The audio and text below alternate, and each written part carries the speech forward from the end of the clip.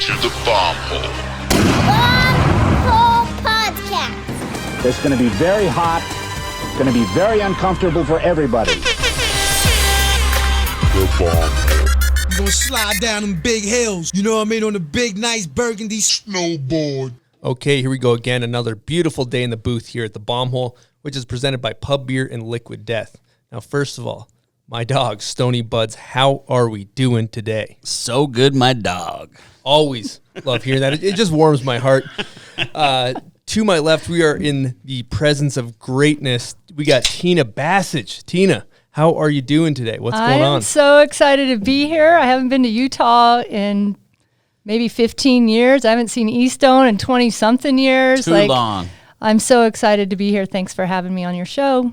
We are so excited to have you. And, for people that are unfamiliar how much of a legend you are in the sport, we're going to try to paint that picture of the profound impact you've had on snowboarding. You know, for people that are unfamiliar, you blazed the trail for women's professional snowboarding. There really was no roadmap for Tina.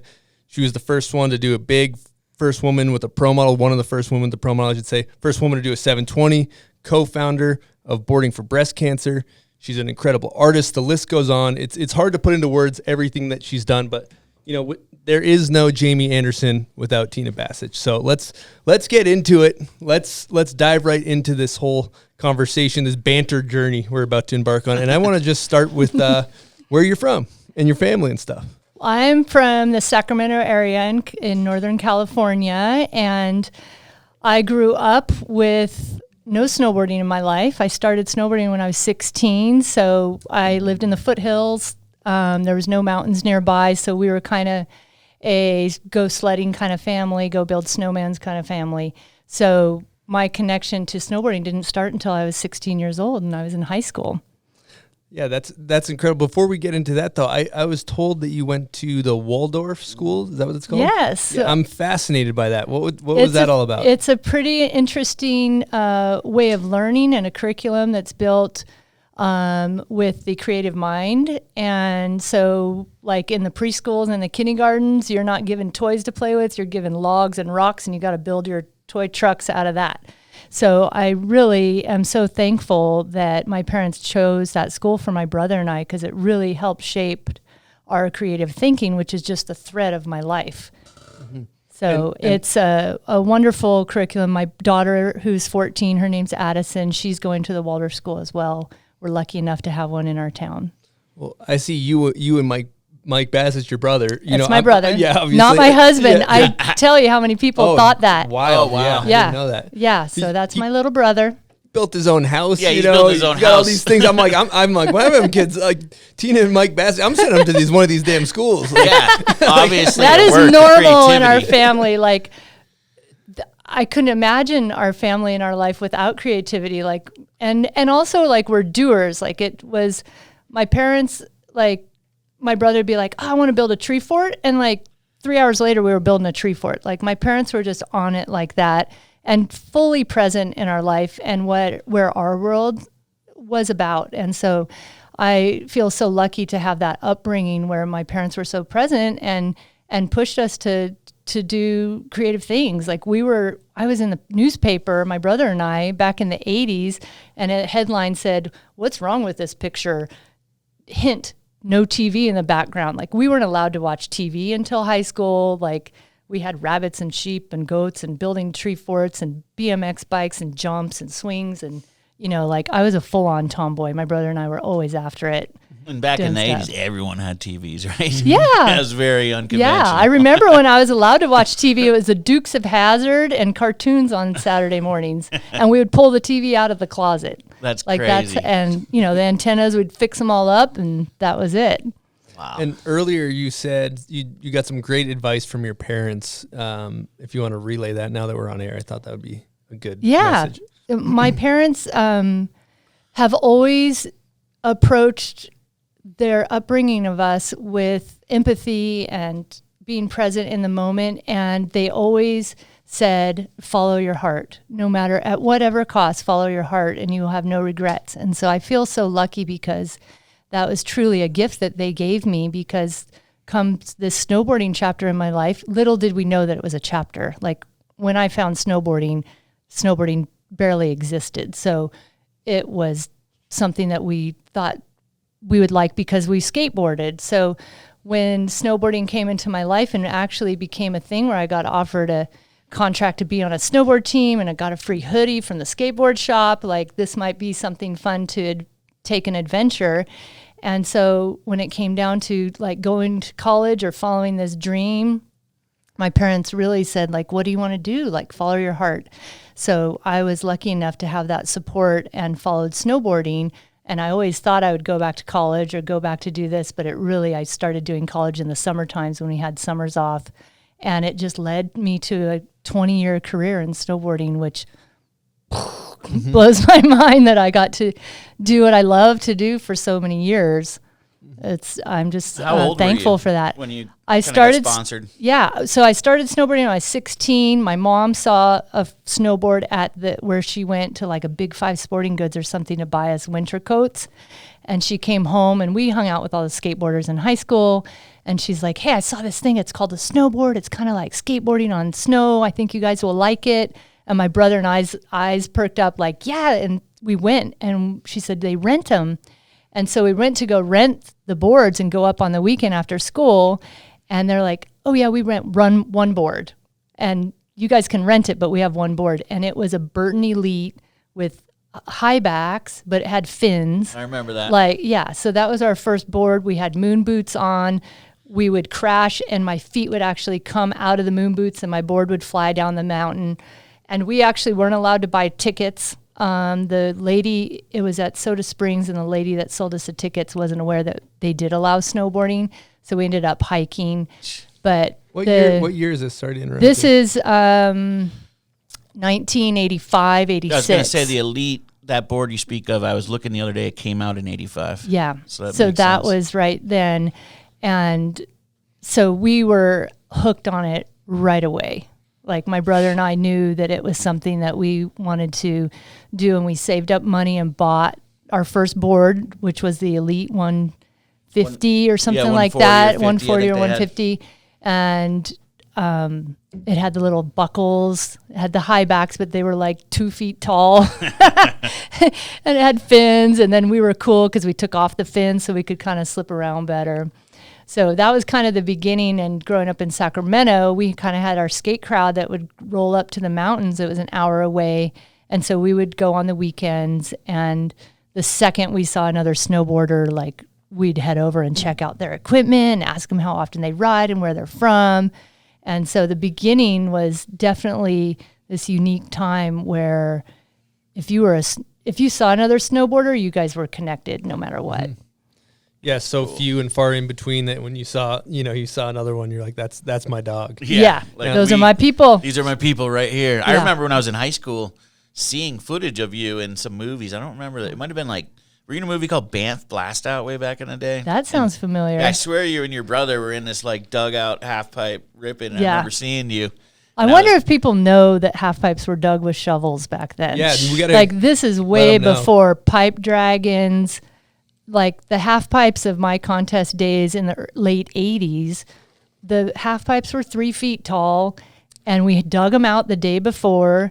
And as the practice momentum went on in the day, like there would be highway hits, and basically my run was hit that backside highway hit, and then I have to point it straight over to hit that next front side highway hit.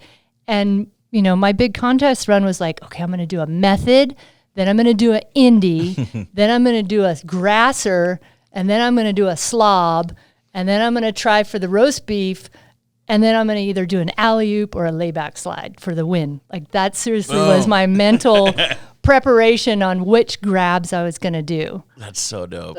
Incredible. And, you know, I got 6 inches out of the pipe and would get gold.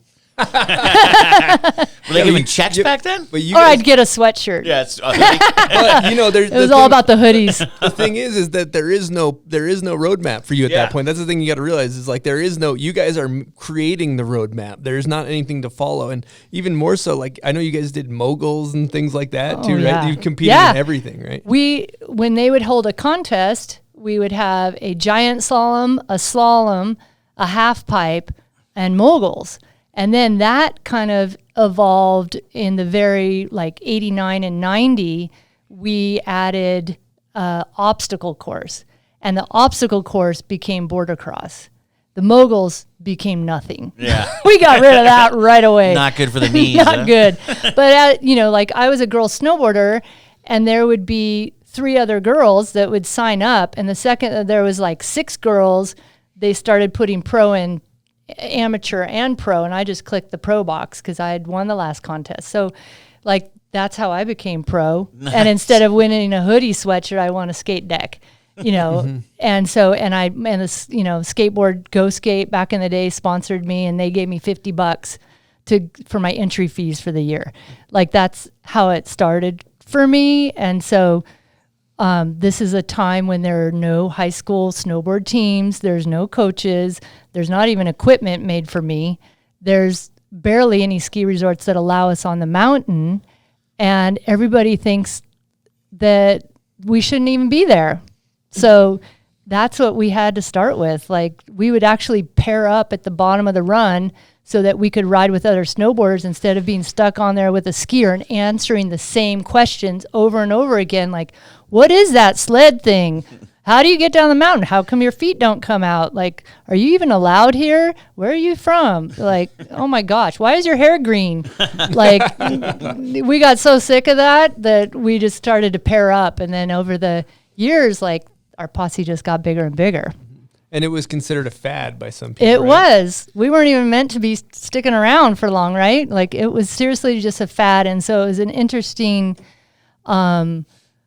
journey of when do we mark where it actually became a sport? And when I actually am an athlete, I would come down the hill and go ripping down and jump off a cliff and get down to the bottom and take off my goggles and, get ready to get back in line. And there's some skier dude looking at me going, "Hey, you're pretty good for a girl." And I'd be like, "You want to watch? I'm going to go do it again." Heck yeah, I'm pretty good for a girl. Try and keep up, So it was an interesting process because it was kind of the beginning for me. Of course, snowboarding was around prior to that with people in the backcountry, but I kind of came onto the scene as it was just starting to blossom, and there was competitions, and then it just skyrocketed from there.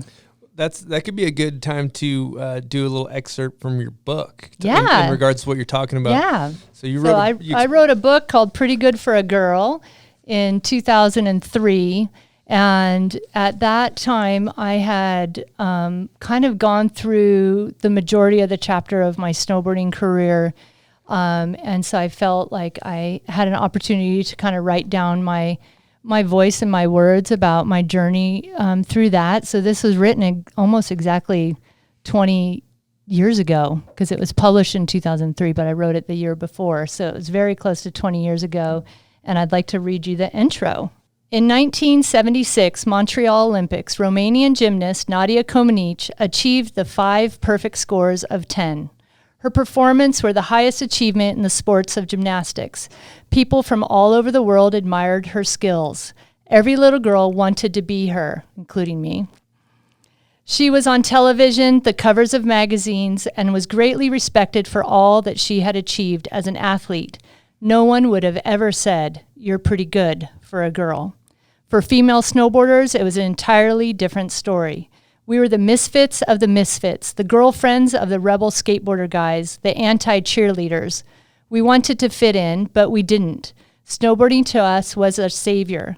It was wholly original and something all our own. There were no role models. We made things up as we went along, stickering our boards like our school notebooks, duct taping our equipment, cutting plastic straps to make the bindings smaller around our feet, testing out new tricks. The addiction was instant the first time we figured out how to link turns down a hill. Riding down a natural slope with the wind in your face from the speed you're creating is freedom, and that is completely intoxicating. If we saw another girl with a snowboard on the hill, she was instantly a friend. We knew who she was, maybe not by name, but because of what she was going through. The only thing that connected us, wherever we lived, near snow or not, was the unconditional love for snowboarding. We talked about it constantly. We craved the next chance to go ride. It didn't matter that it was every day or once a year. If we snowboarded, we were snowboarders. And therefore, we belonged in a deep girl niche with our boards as our badges. When I think back on my life and how maybe it was unexpected that girls would be good at snowboarding, I realized that that's what pushed us to take every challenge, pushing through risk, jumping off cliffs, enduring injuries, winning gold medals, and managing the fear of death when challenged by Mother Nature. What I don't think people ever knew was that we could do this, that we were made to ride. Our bodies have the grace and rhythm it requires. Our minds have layers of strength and determination. It was instinctual. It took me a lifetime to learn that one of the best places to show the world what women are capable of doing is in the mountains, on a snowboard, riding like the wind. That's incredible. That is transcends generations right there, which is really cool about that. Yeah, and it made me think, like, I always got this comment, like, you're pretty good for a girl. And why didn't they say that to other athletes that were already established? And women's sports was, nobody would say that to Nadia Comaneci. You know why? Because gymnastics was already established as a women's and men's sport. So I felt that whether I was conscious of it or not, when somebody would say that to me, it would push me harder and also inspire me to prove my point. And, I could have come into snowboarding and out and gone to college and that would have been my chapter, but something inside me, I had that desire to continue to push forward. And the second that I started meeting other women that were snowboarding and had that same passion, then we were unstoppable. So that's so sick.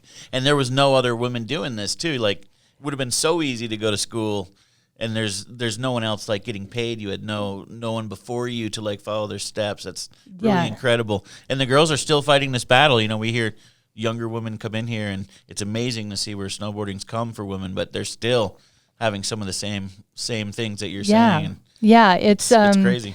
I've also looked back. I was in a collection of art, a picture of me snowboarding. It was called Game Face, and it was at the Smithsonian in Washington, D.C., and it was a collection of women in sports that made their mark.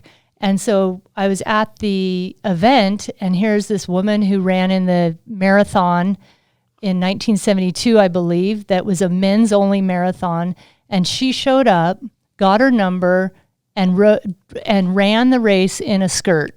And there's a photo of her running down towards the finish line, and all the women on the side of the course are just staring at her. And then there's a man trying to get her off the course. She was a badass. She stood up, got up, pushed her way through, and did it regardless of what people told her she could or could not do. So whether we were aware of it or not, or it was just an inside passion to make our mark or be a badass, or I sometimes am inspired, when I see anybody do something, I'm like, I can do that, and then go and try it. And sometimes you get yourself in trouble because you're pushing the limits and film cameras are around. You can't always step down maybe when you want to, but maybe that also pushes you forward. So I felt like everybody that came with me on the journey, we all helped each other get there. Like a raising tide raises all boats kind of situation with all the women at that time, and absolutely, and Shannon and everybody else. But I got to ask, if I heard this correctly, but would you say that when people would say, "Oh, that was pretty good for a girl," that was your kind of motivation, to kind of it use did it push as fuel? me. Did you use it as fuel? I definitely used it as full fuel to push me to do even better, and especially when it came to my the peak of my snowboarding with doing tricks like the 720 at the X Games and things like that. I then was doing things that some guys couldn't do. So watch me, I'm going to do this. And it was on a stage it was streamed to 110 million people or something ridiculous. Mm-hmm. I don't know. Maybe it was 110 stations. I don't know. But the X Games gave us a platform to really show our stuff. Well, let's lean into that a little bit, because there's something to be said there, right? If you take, you're the first woman to do a backside 720 or 720 for that matter in competition, and the guys aren't doing that, and that is a huge benchmark for our sport. I think like that's something that we should talk about. What was going through your head on that day, and kind of just tell that whole story. The women's scene in the competition in the late 90s, we had been introduced to the big air of snowboarding when the X Games was developed. MTV had brought in some big air scaffolding type jumps. And so to remember back then, like when we showed up for the X Games and it was a 50-foot kicker, that's the only 50-foot kicker I'd ever jumped. There were not parks built with jumps this big. So it really was a time where you just had to bring your A game on practice day and figure it out and push yourself because there was no other jumps like that to ride. So Marco and I had actually driven up to Mount Hood, and I had started to rotate my 360s, and then I wasn't prepared to land backwards after that, so I just was going to spin it again. So Marco had helped me, and I was so black and blue bruised trying to do this for the summer. And so I'd never successfully landed a 720 when I was trying to learn them. And so we came down for the contest at Aspen Mountain when they didn't allow snowboarding on their mountain, but they thought they'd be cool and have a snowboarding event at night. So they wouldn't let us ride on the lifts. We had to walk up to the top of the jump. And I landed a 720 on that night, and we celebrated like no other. And Travis was with me and Marco and all those guys.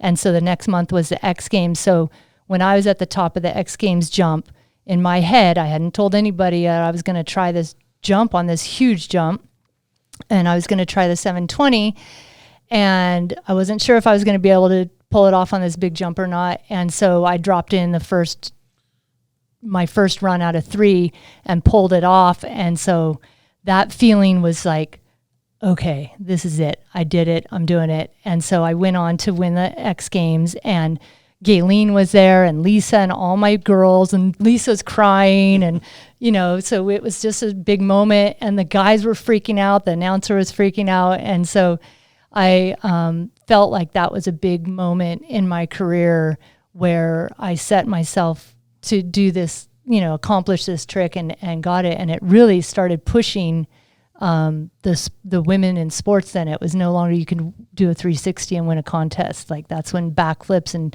Barrett rolls and all this stuff started coming up. Wow. Yeah, I think this is a good time for a guest question from your good friend Gayleen, who's actually live audience, former head of marketing for Sims for a long time. And let's get this thing going. Hi, Tina. It's Gayleen. Listening to you tonight, I just reminded of how much I love the spirit of yourself and Shannon Dunn, and how much fun you girls had snowboarding, and how you were so positive and strong about pushing the boundaries in snowboarding. And I was wondering if you could share one of those stories with us of a time when possibly you had been shut down for being girls in snowboarding and not being allowed to do the things that the guys were doing. Cool. Yep. Thank you, Gayleen, for that awesome question. And it does touch on how the women in snowboarding in the early 90s, like Shannon Dunn and Michelle Taggart and all of us that were competing together because they had started doing competitions and World Cups and things. So we were kind of traveling from one contest to the other. And our tribe was the girls. Like we had to support each other because we almost weren't totally fully accepted yet. And they were token girls on the team. There was women's divisions, but the prize money wasn't always there. So we kind of all were more powerful together. And it also is because of the people we were. Like we weren't like those gnarly, ice skater competition chicks that were like, like we were throwing high fives. Like, I hope she falls. Like, we were not like that. We were high-fiving and checking in on each other all the time at the top of the jumps. And like, I'm a little nervous about this. And are you going to try your 540? Or, like we were bonding together as a team. And so to Gayleen's question, like not always was it just a free ride and a flowing path for women in snowboarding. And there's this one time that we were in Europe for the World Cup. So we had just competed in our half pipe competition, and then we were rolling over to Austria for the big Aaron style. And that had been established. It had been going on for a couple years now. There was never a women's division. Women were not invited to it, but we were in town. And so I was with Shannon Dunn, and we roll up to the night of the thing, and there's practice. And I look over at Shannon, and we're like, let's go check out the jump. And we were freaking out. Like, the thing was so big, and it was such a G-force to go in because it's made in this stadium, and it's all scaffolding. And so we go over there, and we had our gear on because we had ridden that day. And we walked over, and we were just checking out the snowboard jump to scope it out. And the guy, head guy, comes over, and he has his broken English, and he's like, "I'm sorry, no girls allowed," and just stopped Shannon and I, and we looked at each other, and we were like, "What did he just say?" And we're like, "Hell no." We went back to the car, and we got our boards, and we got our pink stuff on, and we put pigtails in our hair, and we're like, we're going to sneak up the jump. And so my brother was there, and it was like Brian Aguchi and Jamie Lynn and Terrier and Daniel Frank and Ingemar and all those guys. And they were all very supportive of us. They knew our abilities. We weren't sure we were able to go off this jump, but just because somebody just told us we weren't able to or allowed to, we were going to do it. And I had my waterproof Discman. We threw in the Beastie Boys. We hid behind the banner at the top, and we were like, "Come on, Adam, bring us the power." And we were like rocking out to the Beastie Boys. And so we get up to the top, and we strapped on our board, and we each dropped in. And after we dropped down, we both made it over the jump. I crashed. Shannon made it on the first jump. And the guy came over, and he's like, "You're not allowed to do it." And we're like, "Let us go during practice. Let us go in intermission. Like, we want to do this." So he said, "Okay, you can go in between the first heat and the second heat." So the night of, there's like 15,000 kids screaming and freaking out. And Shannon and I get up at the top, and we're like, "Oh my God, I don't know if I want to do this." And so, but we had to. Yeah, you were on the spot. We had to. We were on the spot, and we had put ourselves in that spot purposely. So we got up there, and we both did it twice. And the announcer was like, "The crazy American girls want to jump the jump." And the crowd goes crazy. And so we were like, "We're doing this." And so, of course, we just did straight airs and hung on for dear life and made it and did it. And afterwards, we were like, yeah, we're doing this. And so there were moments like that just, we had to. There was no other choice. And if you didn't do that, that doesn't open the door. It doesn't. You had to go, basically make your own door. You had to go forge your own path there. That's incredible. Yeah. And then it shows other girls they can do it, and it shows the contest people you can do it, and it just opens the doors. It's incredible. Quite often, I would meet girls that snowboarded and were up on the hill, and they'd come up and they'd say, "Oh my gosh, I ride because of you. I saw that picture of you doing that Misty flip in that magazine, and I didn't know girls could do it. And my boyfriend snowboarded, and now I snowboard." That's incredible. How awesome is that? That's awesome. I like that you weren't like the Tanya Harding skate or ice skater who My sends her gosh. boyfriend to break another competitor's leg. Snowboarding would be way different. It's so nice Could've you gone were all Harding friends. approach, yeah. I thought it was interesting that even on the commentating for like the X Games, maybe even the Olympics, people would always comment on how almost odd it was that all the girl snowboarders are hugging at the top of the run. Like, wasn't odd to us, but I think in competitive sports, and maybe because it wasn't even considered a sport yet, and we weren't athletes yet, but it just evolved for survival that we had to hold on to each other. Mm-hmm. Awesome. And they love building that narrative of villains vilifying each other. And They had a no angle on that. Yeah, they had no angle. I want to kind of run back to something we were talking about a little bit earlier, but you were talking about in the early days, the equipment and how there was no female equipment. And I really kind of want to get into, what the equipment was like, and then also what you guys did to kind of make female specific stuff. Well, if you can imagine, when I started snowboarding, my board had fins, like high backs had just been invented. And so from there, my next board had wraparound metal edges, which was like huge. And then we got adjustable high backs, and then I started getting sponsored, and then I got Kemper snowboards, and they made a little board, so that was pretty good. It was stiff as hell, but I could at least flip it around. It was not heavier than me.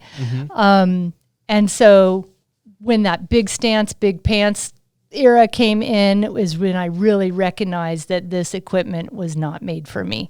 Like, I had a clothing sponsor, but I had to get my sewing machine out and alter my clothes to make it fit my waist so my pants weren't falling down. I had to duct tape my boots to give it more support.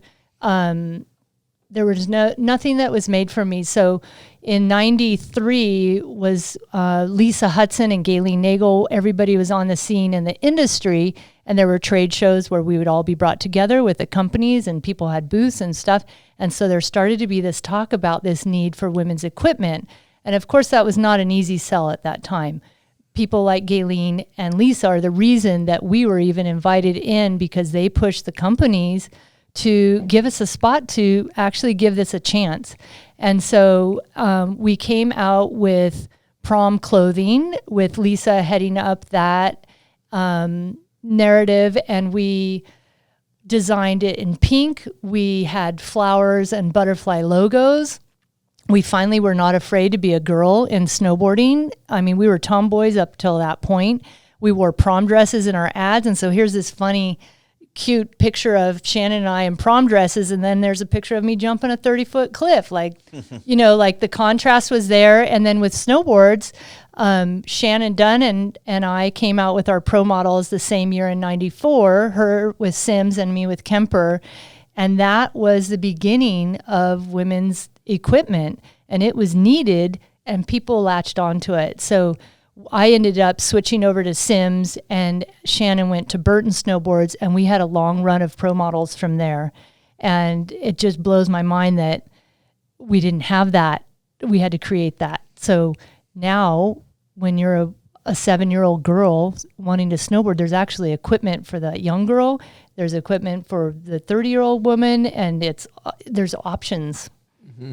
And back in those days, that was some of the highest amount of board sales around that time. I believe you guys sold a ton of boards, right? Yeah, like people were kind of doubting it. Like, is this even going to work? And then you guys sold a shit ton of boards. Right? Yeah, I remember being in Vegas at the trade show, and the Sims team manager came over, and he goes, "Do you know how many boards you sold?" And I'm like, "No, how many did I sell?" And he goes, "You sold 7,000 snowboards. And here's a check." And he goes, "Don't bet it on black." Like, we were in Vegas, and he was so worried that I was going to just blow it. The whole check. Yeah, and I was like, "Oh, really? Oh, I'm going to go gambling." And I like totally making fun of him, because I'm totally responsible and go put that down house on a house payment or something. Right? And so it went in my back pocket, and I was like, okay, people are into this. There is a place for women in snowboarding.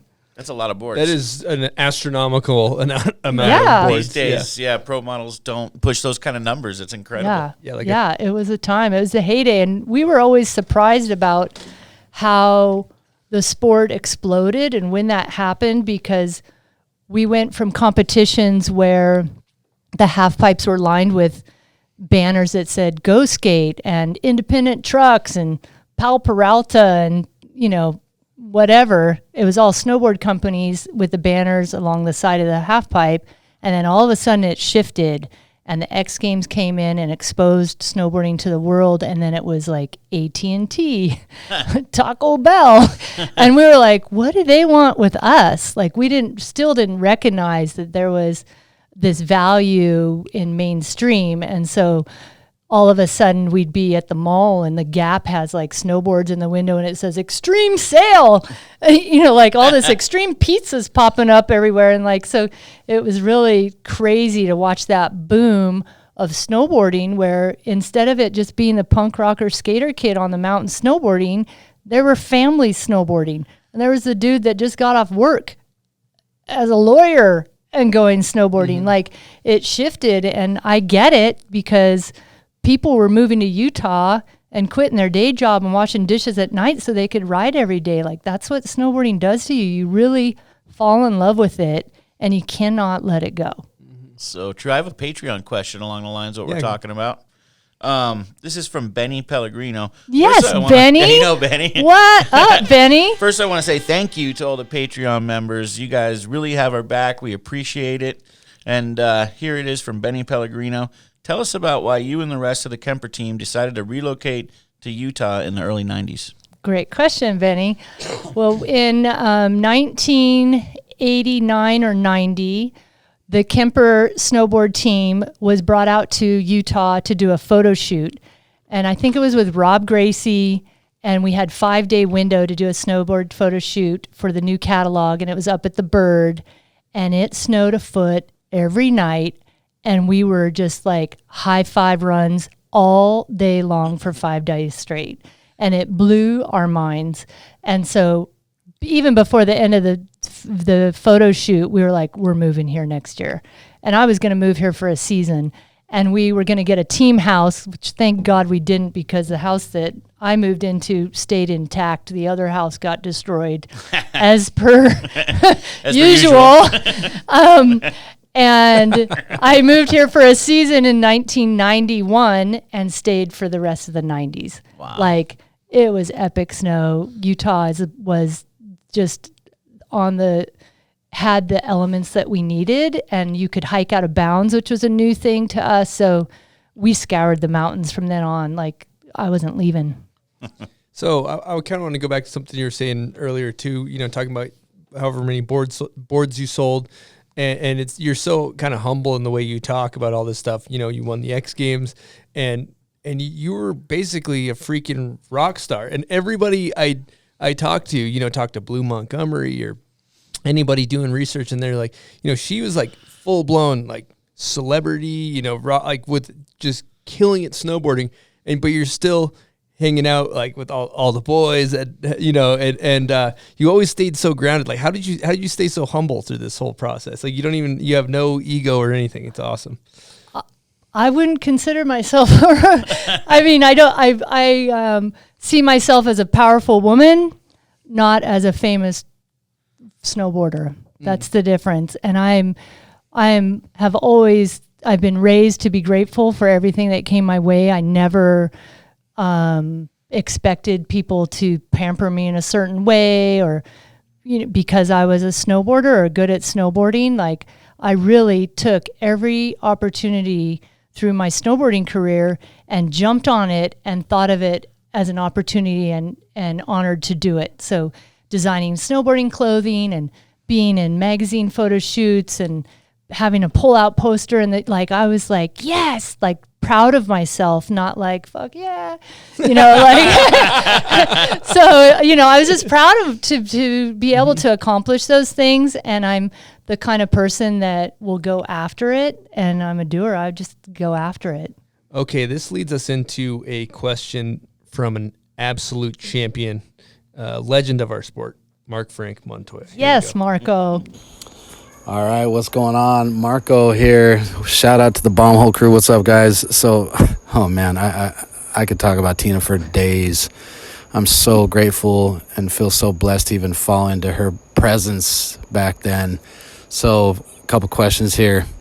Tina, I love you to death. I showed up in Utah with like nowhere to go, no money, didn't know what I was doing. You totally took me under your wing, helped me out, had my back to the fullest. I want to know who did that. Like, who were some people that did that for you? Like, what was your story going into Utah? And because you used to, like, man, take care of us. Thanksgiving dinner kept all of us grounded.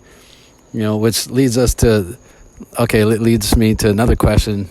I think would be kind of interesting, because I know you would never name drop or anything like that, but you were like the most grounded, sincere, nicest, sweetest rock star that I've met, that I know.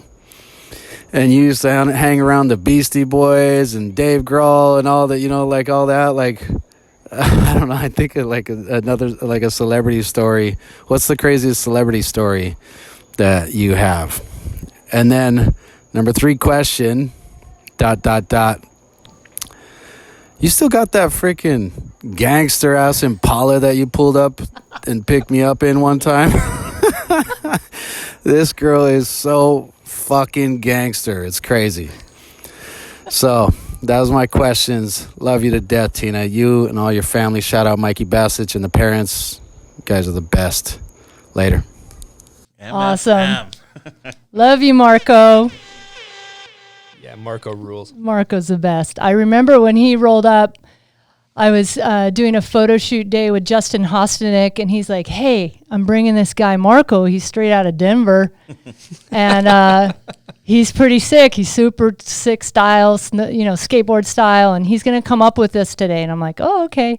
And so we were in the parking lot at Brighton, and here comes Marco, and you cannot mistake Marco rolling up. Like, he came rolling up. Yo, you Tina Basich?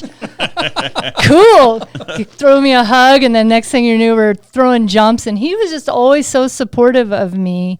And his comment about, like, who lifted me up, it was all of you, it was the scene. And him and Travis and Ethan and Blue and Shannon and Dave Downing and Adam and all those people that we had together, and even the locals, not all the pros, it was the locals too that rode in Brighton and the Bird. Like, I think we all lifted each other up, and it didn't matter if I was a woman or one of the dudes. Like, they held me just as much as I was holding them, and I think I did save some lives by being the sober driver in the 90s.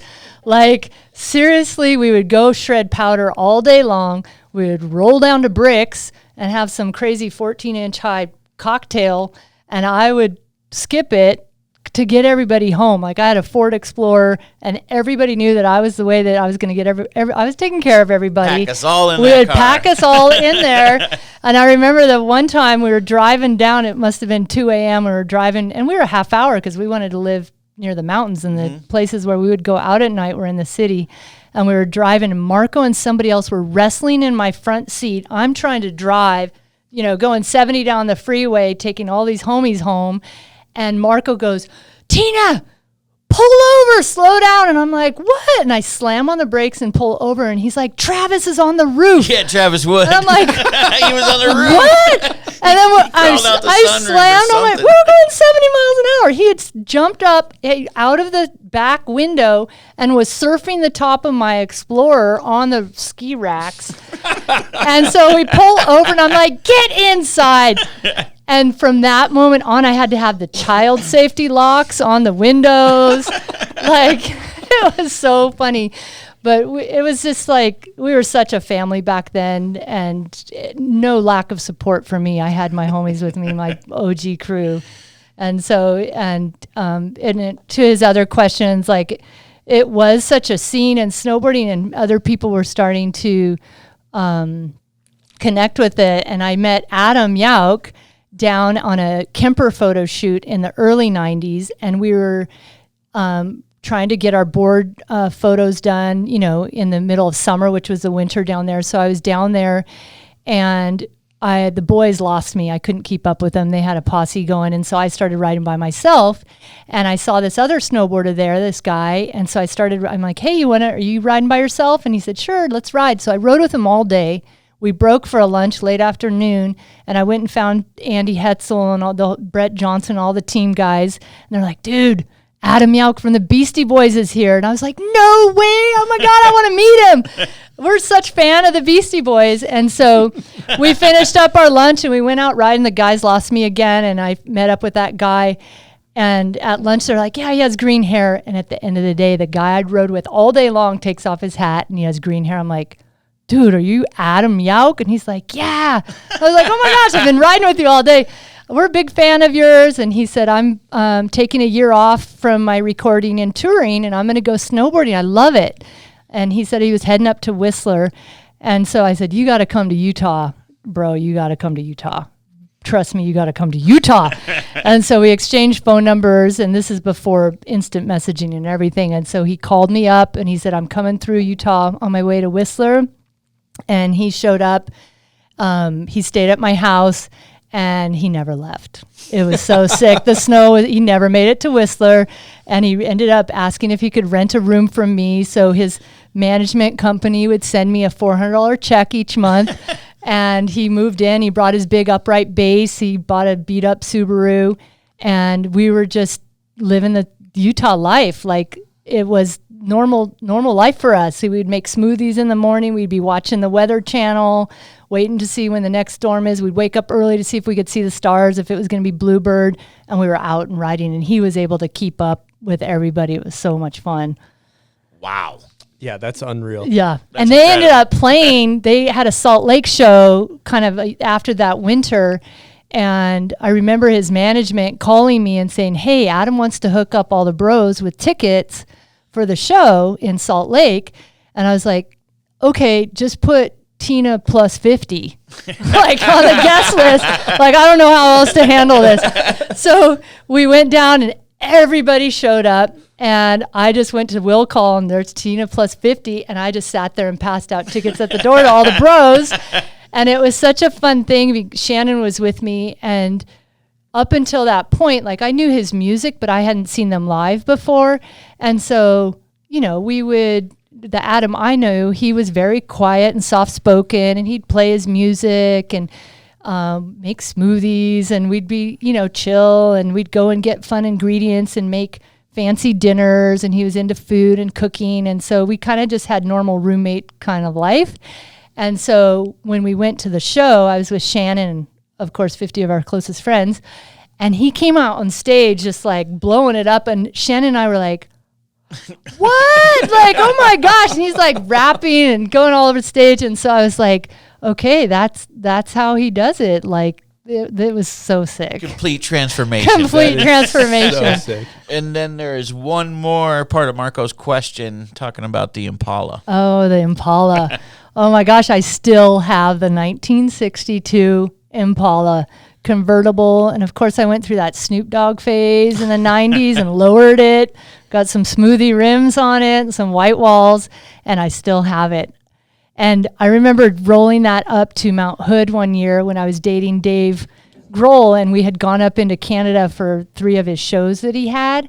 And I'm like, we're going to roll down to Mount Hood after this. And so I had left early, and we met in Portland, and I picked him up, and we rolled up to Mount Hood, and he was all nervous to meet all my snowboarding friends. He was nervous about fitting into my world, which I always thought was so funny. And we went to the Sims house, and we had like 16 people in the Impala rolling. We just rolled right up and down Govey. You know, it's like one block, and then we'd turn around, we'd roll back, and then we'd turn around, roll back with the music blasting and just having fun. And Sims threw a big party that night. And Dave came over to me, and he's like, your friends keep feeding me shots of Jaeger. This is going to be a problem. So he was definitely introduced to our party scene right away. But I do still have the Impala, and I do roll it on Sunday mornings. Really? You cruise it out on Sundays? Marco would be Yeah, so Marco would be proud. He is proud. It is not going to make it to Utah, but I probably could go a 3-mile radius within Sacramento. Just keep it nice on the nice days. Keep it nice. That's awesome. Well, that's killer. I kind of want to keep staying on this phase in your life, talking about, you know, that, like, going back to rock stars. You know, you're essentially, we're dating a full blown, rock star from the Foo Fighters and stuff. How did that stuff come about? You know, how did that relationship come about? I met Dave through our Boarding for Breast Cancer events, and Adam offered to play at our first event that we organized. And I have a funny story about that, because we weren't going to announce that the Beastie Boys were going to play at Sierra at Tahoe because it was be too much hype and we weren't able to handle that. So they went under the name Quasar. So we announced that Quasar was going to play. It was our first event. We really didn't know what we were doing, how we were doing this. We knew that we had just lost a friend to breast cancer. She was in her 20s. It shocked all the women in the industry, and we wanted to do something. So we wanted to do an event in her honor. It ended up being in her honor because she did not survive to the event. So we had to make it happen. And so knowing Adam, he offered to play. So I went down to Sacramento to pick up the band the night before. And so when I picked them up, they're like, hey, we haven't played together in a while. We want to like rehearse. Do you know of a pizza party, like a pizza parlor or something where we can play? And I'm like, a pizza parlor? And he's like, yeah, or a friend's house or something. Like, we want to do a warm up. And this is prior to social media. I got out my black book. I looked up Sean Palmer's phone number because he's the only one I knew that lived in South Lake Tahoe. And I called the number from a payphone at the 7-Eleven. The Beastie Boys are all getting frozen burritos and microwaving them inside. My brother's filling up the tank of gas, and I'm on the payphone calling the last number that I knew to be Sean Palmer's. Well, the guy that answered the phone said, no, Sean doesn't live here anymore. And I said, well, do you want the Beastie Boys to play in your living room? Like, are you cool with that? And he's like, are you for real? And I'm like, yeah, I got the Beastie Boys in my car. We're heading up to South Lake Tahoe, and we need a place for them to kind of warm up. Can you set that up? And they're like, done and done. Here's the address, which I had to write down the directions. There's no GPS at that point. Oh, yeah. So I wrote down the directions, and I said, if you can they said, our friends actually have some equipment. And I said, set up all the amplifiers and stuff, see what you can get. We have the equipment with us, but let's just roll in and do this house party. So it took me 2 hours to get up to that location, and we were within like 2 miles of where we were supposed to be, and there are cars in ditches. There's no parking. And I'm like, oh my gosh, are these people here for us? And we roll up, and there's like 500 people in this little house waiting for the Beastie Boys to show up. And I don't even know if they really thought it was for real happening or not. But we rolled in, and I grabbed the bass, and we roll in there, and there's like a 5-foot area for them to play, and they played with a drummer and the bass player, and so we announced that we were here for the event the next day, and here's Quasar, and they rocked the house. Like, people were hanging off the railing, they were coming in the windows. We had the couch as a barrier, and Shannon and I were in the corner just trying to maintain, and my brother filmed it. It's on YouTube. You can Google Quasar House Party South Lake Tahoe. And so the next day, the Beastie Boys played under Quasar, and they wore orange jumpsuit, and the stage was sinking, and snowballs were flying, and we were not prepared. Like, all of our boyfriends were trying to, be the bouncers and keep the crowd under control, and it raised such a hype. Like, it really launched Boarding for Breast Cancer into what it is today, which is a nonprofit awareness foundation. And so we were always so thankful for that event. That's incredible. All right, Stony Buds, let's talk about some bomb holes. Let's get into it. Yeah, Volcom Snow. First of all, thank you, Volcom, for putting outerwear on my back. And also thank you for this patented zipper jacket to pants interface you got going. It keeps me dry out in the snow. I know that. Absolutely. Is it patented? It is patented. It works with men's, women's, juniors. And the best thing about this is going to keep you out in the snow longer. Let's talk about some Volcom team riders. Well, they got Haley Langland, ringer. They got Mike Rav, Tora Gear Bergam. They got Marcus Cleveland. He's doing freaking back rodeo 1260s. Cleveland Steamer. Yeah, Cleveland Steams, we like to call them. The one thing they all have in common, they all land really hard tricks. They also all eat beep shit, if you know what I mean. They all bail, man. They all get snow in the jacket. They get snow in the pants. You know who bails the most? Yeah, I've heard. Maybe if I'm correct, is it Pat Moore? Pat Moore. Moore. If there's one guy who can vouch for that technology, it's Pat Moore. Aggressive cartwheels. Yes. Until he lands his trick, that's the one you see in the video. There's probably about 10, 15 bails. If he didn't have this patented technology, it would be wet, cold for him, and he would be in the lodge. Absolutely. So they're doing some type of giveaway, right? They are. If you post your favorite bail, this could be in powder, it could be in slush, it could be on a rail, tag volcombombproof at the bomb hole, at Volcom Snow. A Volcom team rider is going to pick their favorite. Absolutely. So everybody's out there filming with their phones. Chances are you're going to take a bail. Make sure you upload it and hashtag volcombombproof on your IG, and you're going to get a little prize pack from who, buds? From Volcom and the bomb hole. Absolutely. Hashtag volcombombproof. Let's do this. Let's see those bails. You know what, Tina? I heard you have a very special announcement you're about to get into. I do have some exciting news. Don't call it a comeback, but this girl's coming back. I have a 2021 pro model with Capita Snowboarding that drops November 15th. Wow. Let's go. I'm so excited. It's a board called the Warrior Series. It's 3 boards. There's going to be a 143, a 147, and a 151. And it's an all-mountain powder resort riding board. So for all those girls out there that rode with me along my career, or if you have a new little ripper in your family, this board's for you. Actually, this board's for us. For us. Because I'm ready to get back up on the mountain, and I'm really excited to combine my passion for my art that's featured on the board along with my love for snowboarding and bring those 2 things together. It's called the Warrior Series to honor my daughter for her journey with scoliosis, which is where I dig deep for the inspiration of my art. Incredible. Let's see that thing. Bring it on out. It's here. We got it. Oh my gosh. Ah! Blue sent one from the mothership. Oh my gosh. Wow, look at that. It is so dope. That's my warrior girl right there. That art is incredible. I've been curious to ask you, how do you, what mediums do you use to make that art too? It's a mixed media art. Oh, it's so sick. Yeah, it's really dope. Oh my gosh, ride like a warrior. That's what I plan on doing. Oh, that's rad. And then sidebar too, we're also going to be having this board particularly is going to be raffled off on our site. You can buy a raffle ticket at bombhole.com. We'll announce all the features in the description of this video or the show notes of the podcast. But yeah, bombhole.com will be raffling it, and all the proceeds go to Tina. And you should talk about the situation Thank you so much. with the board and everything. I'll sign it. This is going to be number 0. And all the boards, it's going to be a limited edition, so all the boards are numbered. It's going to be sold at specialty retail stores only, so you got to walk through those doors to go get it. It's going to be in 15 countries.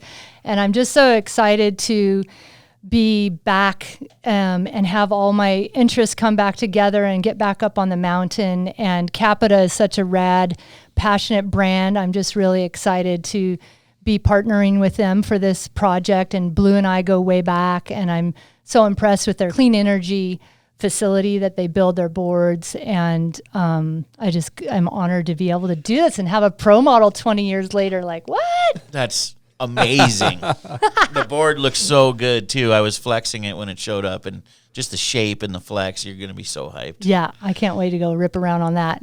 And thank you for your support to auction it off. Here in Utah, we're hyped to auction it off. And there's kind of even a bigger story you kind of briefly touched on, but it'd be cool to elaborate on the story kind of behind it and where the proceeds of the raffles are going to go. Yeah, and the artwork. My daughter, she's 14 now, and 4 years ago she was diagnosed with scoliosis, which is where your spine starts to curve. And so that was very shocking for my husband and I to take on, just wrapping our head around that something's going on with our child.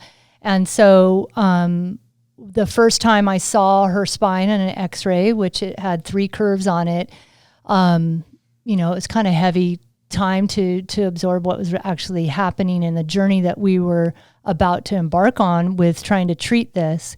And so for me, naturally, I turned to my creativity, and that's kind of my outlet and how I handle things. So I went right to my artwork, and I knew somehow I wanted to include her spine and these MRIs that I was seeing up on the screen into the artwork. So I do a mixed media process, and I layer all these papers. And so I bring in her spine and this imagery into these layers. And it's called Scoliosis Warrior Art. Addison and I started a website, scoliosiswarriorart.com. And I sell prints and metal prints. And I'm starting a line of T-shirts with my art called the Warrior Series. And there's stickers. I just came out with some stickers, which are really cool. Yeah, that sticker's awesome. Yeah, check this out. It says, yes, I ride like a girl. Try and keep up. So those are on the website, and all of those proceeds go to her treatment because we're choosing an alternative treatment that helps correct it instead of going right into the surgery. So we're still not to the finish line yet, and it's kind of a hard process because you don't know where the finish line is. It could be something she deals with her whole life, and she's just my little warrior girl. She's such an inspiration to so many that are watching and following along with her journey. That's great. So this is all in honor of her. Let's give her an air horn. Yeah. Give her a big Yes, Addie girl. And it looks like with your art, you really looks like you get deep. Like it feels like there's so much layers of emotion. Yes. Like some of them have horns and stuff like that. Yeah. Can you talk about that a little bit? Like, Well, it's interesting when you express yourself through art, and I relate this to musicians too. And I recently talked to Dave Grohl about this, about how when you're an artist and you use that as your expression, like it comes out and all layers of it comes out. So sometimes my artwork, sometimes it's dark side of me, and sometimes it's the survival part of me, and sometimes it's the light. So in my artwork, there's definitely layers and layers. In this process of mixed media, the layers of paper just build up until, you know, you're satisfied with the end result. But I have been doing some art shows and really want to collaborate more with my art in the snowboard community. So if anybody wants to reach out, I'm really interested in getting my art out there. And that's part of being an artist, is to share your art. So that's part of the process for me. And we will have a link, again, in our show notes and our YouTube description if you want to find that. Really, really killer stuff. Now, we've been cruising for a while. I think we should get into a little favorite of the show. You know which one that is, Buds? I do. Name that video part. Oh, okay.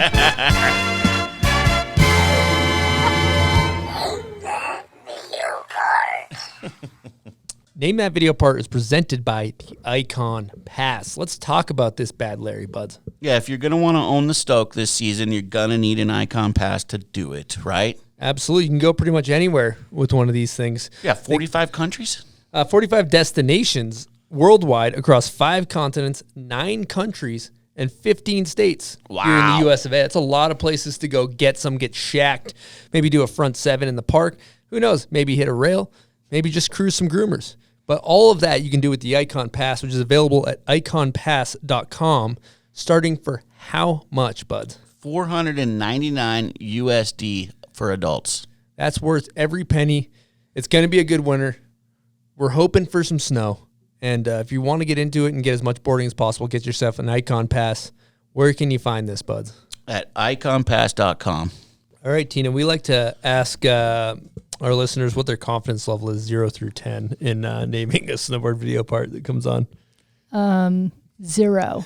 We get a lot of that, actually, from the guests. I must clarify that, like, we watch the videos, but we were also making the videos. So I was not sitting there rewinding the videos to get pumped to go snowboarding. I was up on the top of the mountain throwing high fives, like dropping. Like, that's where I was. You were making the videos. Yeah, we were making the videos. All right, here we go. Let's see how you do. So you're playing me the music to the video and I'm supposed to guess? Oh my word. People know this? Uh-huh. Some people study this. Yeah. A lot of Really? snowboard nerds out there. Yeah. Well, I did just transfer all my VHS tapes that I found, but I have no idea. You know what the best thing about this is? This Is it my video your part? own video part. From Steak and Lobster. I thought it sounded familiar. That's so sick. You weren't even watching your own video part. Hey, there was powder to ride. I was watching the Weather Channel. That's good. so sick. We were on the phone yesterday too. This is fascinating. I didn't ever think about this. She's like, she's like, I'm like, do you know any videos I could tee up? She's like, I was watching the Weather Channel. Actually, I was like making phone calls and like, give you the example like, you were using. Yeah. Seriously, like you could not look up on your phone and find out where it wasn't that accurate. Like we watched the Weather Channel because it changed every half hour. They updated it. And we were calling people to find out where the snow was good. And my house in Utah, of course, all the houses in Utah are like 4,000 square feet. So the house that I bought for myself in Utah at the base of snow, to go up to Snowbird or Brighton, it was like a hub for everybody to come. The doors were open and welcome. And like Justin Hosnick and Dogger and all those guys knew where the Haida Key was. And I had bought the house from Thurl Bailey, who is a professional basketball player. So the house was customized. Everything was super tall. Like all the countertops were up here. You'd sit on the toilet and your feet would dangle off the end. Yeah. Like he was like probably like 7 feet tall. Yeah, the counter is like my everything, eyes peeking over it. Everything was super tall. But one of the features he had was on the screen in the TV in my master bedroom, you just clicked to channel 2 and you could see the front door, which back then was pretty hyped. Like that was tech for back then. Yeah, that was pretty good. So it would give me an alert. So like I'd be going to bed and it'd give me an alert and I'd look on channel 2. Here comes Justin. Here comes Daniel Frank. Like all the homies rolled down. They didn't even say hi. They'd roll right downstairs. We had bought a whole bunch of mattresses from the Goodwill and they'd just pull out and bung up and then we'd all go ride the next day. Like everybody came in and I could probably go on world tour for like 5 years with all my couch surfing credit. Yeah, you got credit. I got credit all over the world. Stay wherever you want. Oh my gosh. I remember Ingemar Backman. He came out. He's, Tina, I'm coming to visit. And I'm like, okay. And so we would go down to the thrift stores and like look for flannels and whatever and some furniture for the house. And we rolled down there with Ingemar and he comes around with a cart and he's got lamps and nightstands. I'm like, Ingemar, what you doing? I'm getting a lamp for my room. and I looked over at Shannon. I'm like, is he staying for a while? And like he was there for a month. And so like I just had open doors like that. Like that's just how we rolled back then. And like Travis and Cody Dresser and Blue and maybe you, I don't know, lived in my basement for like a month and a half. Jason Bump. They're like, we're rolling over. Like, okay, like, you know, that's just how we rolled back then. You took care of everybody. I did take care of everybody. I love that. That's in my heart to take care of everybody. I don't think we would have made it without you. I remember Thanksgivings because when it used to snow in Thanksgiving. Everybody was welcome. Everybody. We'd have like 22 dudes and me. And I remember one Thanksgiving, I'm like, okay, you guys are going to help me. I remember assigning you to make another turkey because I didn't have 2 ovens. We needed more turkeys. You had a turkey and like Brian Thien was in charge of mashed potatoes and Travis was bringing the corn and the peas and like everybody had an assignment. We'd have a big feast and then roll out and ride POW the next day. That was incredible. I think every single person I talked to doing, for the prep for this episode talked about the Thanksgiving and how welcome. And you can hear it in the sincerity in Frank Montoya's voice, like how the profound effect that had on people. And we were all family. Well, a lot of those guys wouldn't ever have home-cooked meals without going to your house. Yeah. And I'm so glad that I had a house that fit us all. Yeah, Marco doesn't cook. Oh my gosh. I remember having because we would come home from snowboarding, we'd need to ice our neck or ice our knee. And I had bought packs of frozen stir fry and they were in my freezer. And those were the things that I would ice my knee with. And we all knew it, like the people that lived in my house, like Adam lived there for a while and Dave Downing lived with me for a while. And we would ice our knee with that while we were watching the Weather Channel and then we'd put it back in the freezer. And when Travis and Bump and those guys moved in, I came home one day, he goes, dude, I ate this stir fry and it wasn't that good. I'm like, oh my gosh, you ate the stir fry out of the freezer? I'm like, that's what we ice our knees with for like the last 2 years. And the boys are just eating it up. Oh, we still got one more song. Yeah, so is this a video part song? Pivot back to this is for for the our viewers, listeners. Our listeners get to guess this one. So they get a prize pack if they get it right. Cool. If you know what video part this is, comment on the Instagram when it comes out, and you get a prize pack. If you first one there, here we go. Bud, do you know that one? I feel like that's an old video. It is. Yeah, I definitely have heard it, but I don't know if I know it. But very familiar. I think we should talk about these journals that we have on the table. Oh, yeah. You looks like you are a habitual journalist, I guess. You could call it that. I like to document my memories, and I always had a camera with me and a video recorder, and I would jot down in my journals. And these journals represent the 90s, maybe even a little of the late 80s. And so I would bring them along on my trips and people would write in them, draw pictures in them. So often were we stuck in airports waiting for train connections, sleeping in airports, like down days in Alaska. So I journaled. So there are 3 books that really I lean to remember some of this stuff because there are some words in there that I don't even remember some of the stories. There are bail bonds from when I bailed out people from jail. There's interviews. Sean Palmer wrote all over them. Yauch wrote in there. Dave wrote in there, like all the old snowboarding times and anything that kind of a trip that was special or anything, everything went into my journal. And we were laughing so hard because Gayleen and I were looking at these last night, and out falls a postcard from La Quinta Inn. And she's like, why did you keep a postcard from La Quinta Inn? And it made it in your journal. You know, like, wasn't there anything more glamorous than that? And I was like, you don't understand. Like, when we started riding, like, there was not a full ride sponsorship. We didn't get things paid for right off the bat. Like, we slept in our cars at the base of the mountain. I remember Dave Dowd sleeping under the truck because Andy and I were in the truck, and we all went up and competed the next day. So, like, the early ones, like, I was so stoked to be staying in a hotel that I went down to the lobby and got the postcard and taped it in my journal.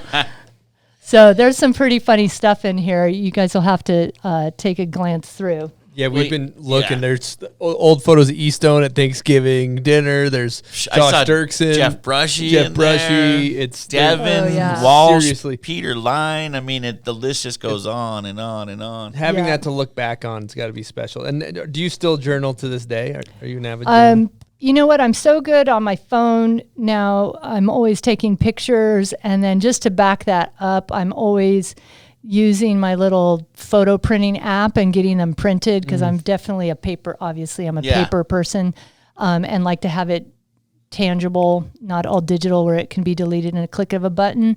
So I recently, with the fires in Northern California, we had to evacuate, and last summer we had to evacuate, and it took me like 3.5 hours to load my van up, and there was just tubs of VHS tapes, and like, I can't leave any of this here, and I'm loading up my artwork and all my journals and my photo books. And after that experience, it was so stressful that I was like, okay, I got to narrow this down. So this summer I've been transferring all the VHS tape, which is so fun to watch the old footage, like footage I've forgotten about. So cool. Yeah, so there's some fun stuff that I've been going through, and just, it's kind of like narrowing down to later in your life, you kind of realize you don't need every single toy and every single thing. So I've definitely been going through and really holding on to the stuff that's important to me and getting rid of the stuff that I don't use. Mm-hmm. I think it's a lost art too. People going through these was so cool earlier. So, man, I kind of wish I did that, but I got a lot of action photos. I got you covered. Yeah. You're like chapter 2 in book 2. Yeah, love it. Love going through there. So I'm going to ask another Patreon question. This is from Annie Williams. Did you have a breaking point where you knew you were sick of hearing pretty good for a girl?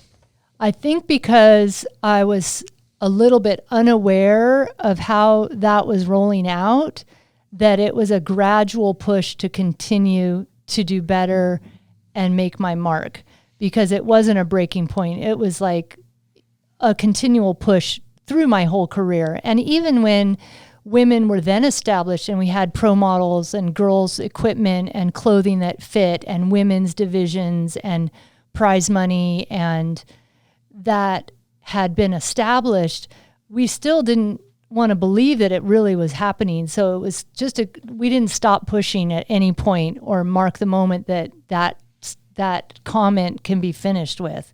Like, it continued on and we kept pushing on no matter what.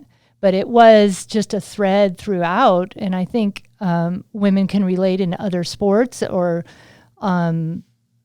being a woman in any kind of sport or in life where you kind of have to make your mark. And it's sad that we do have to push maybe harder than the boys do or the guys do, but you know what? We were made for this. We're powerful. Yeah, that's big inspiration. Love that.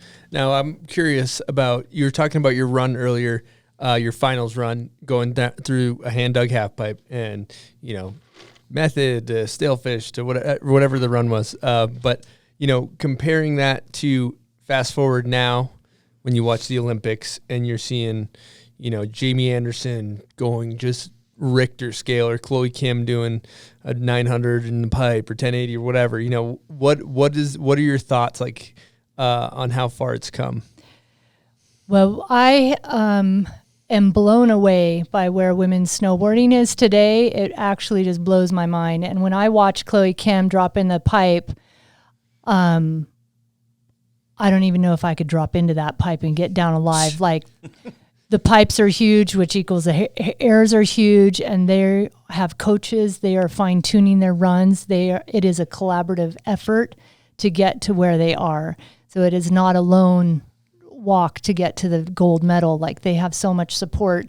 And for me, I watch it and think like, oh my gosh, I'm so glad that I was in the chapter that I was in, not only because it maybe feels safer to be where I was, but I wouldn't trade it for the world because of the excitement of inventing new tricks and coming up on the scene. And there was so much happening all the time, and the collaboration and camaraderie between all the people that were in the sport. But the consequences are high. Like, you cannot let your game face off for 1 second. You cannot, you have to be focused in there. It is not just fun and games. So when I see them, you know, the risks are so high, and think of what mindset they have to be in compared to what mindset I had to be in. Like, I had to be in my zone, and it's a real thing. Like, when they say that athletes in their zone, like, that is an actual real thing. Like, I remember having the feeling of being a superwoman on my snowboard and being invincible, and like, oh yeah, I'm going to jump that. And if somebody said, yeah, here's the other one you could do, like, no, I'm going to do the same one you did. You know, like, you push it, but you are in a zone. Like, not until I broke my leg in 99 did that break out of that headspace. And so I think of it as an athlete and what they're facing today. Like, it takes a lot of strength physically and mentally, and they have to be the characteristic and the type of person that will push when they're met with that much. Mm-hmm. Yeah, it's intense. It's super intense. And I hope that people people in the sport today, and the women that are pushing it, that they are able to make their own choice and when they can push it or not. Because I remember having some competitions days where, like, you have to rise to the occasion whether you're on or off that day. And there's days where it doesn't click. But what if that's the X Games? What if that's the day of the half pipe at the Olympics? Like, you have to find your strength and push through it. And it doesn't always come naturally, even though you're a natural athlete at it. So I have mad respect for those women who are pushing the sport today, because they are not getting 6 inches out of the pipe in the hand dug thing and duct taping their boards at the top of the pipe. Like, if they are having an off day and they still have to push it, the consequences are high, and they go through massive injuries and still come back. That's a really, really hard thing to do. Those pipes are scary. Yeah, I remember when I broke my leg in 99, I had a long winter. It was at Mammoth for the gathering that they had there every year. And I was ready to be in flip-flops and shorts. My mind had already tuned off for the year. I was ready to just have a break. But because of sponsorships and obligations, I was at this event. Transworld was doing a story on me, an interview, and they wanted to have my 720 featured in the article. And we had footage of it, but we didn't have a photo sequence of it. And so I was supposed to hook up with a photographer and get the sequence photo of my 720. And so I found a jump that I liked. I practiced all morning on it, and I felt comfortable, but I never hooked up with a photographer. And so I went into the lodge for lunch, and then I found him. And so we went back up, and I went to the same jump, and I was just so ready to get it done with. My head wasn't in the right space for it. So we went down and set up, and I'm like, I'm just going to throw this first jump in. And I went, and the snow had changed. It was a spring day, and the snow got slower.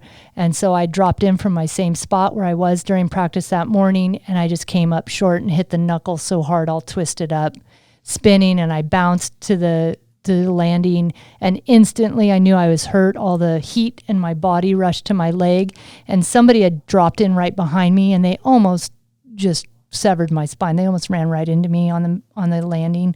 And he got out of his bindings and dragged me to the side of the run by my arms. And I said, it's my leg.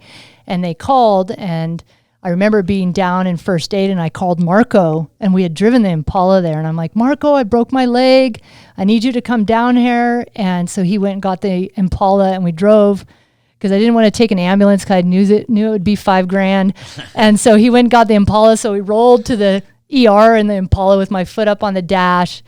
And I was just broken down. And so that was really where I recognized that I was in the zone before that, and that I couldn't get back to it after I'd been broken down physically, because my bones and my body healed before my mind was ready to get back on the board.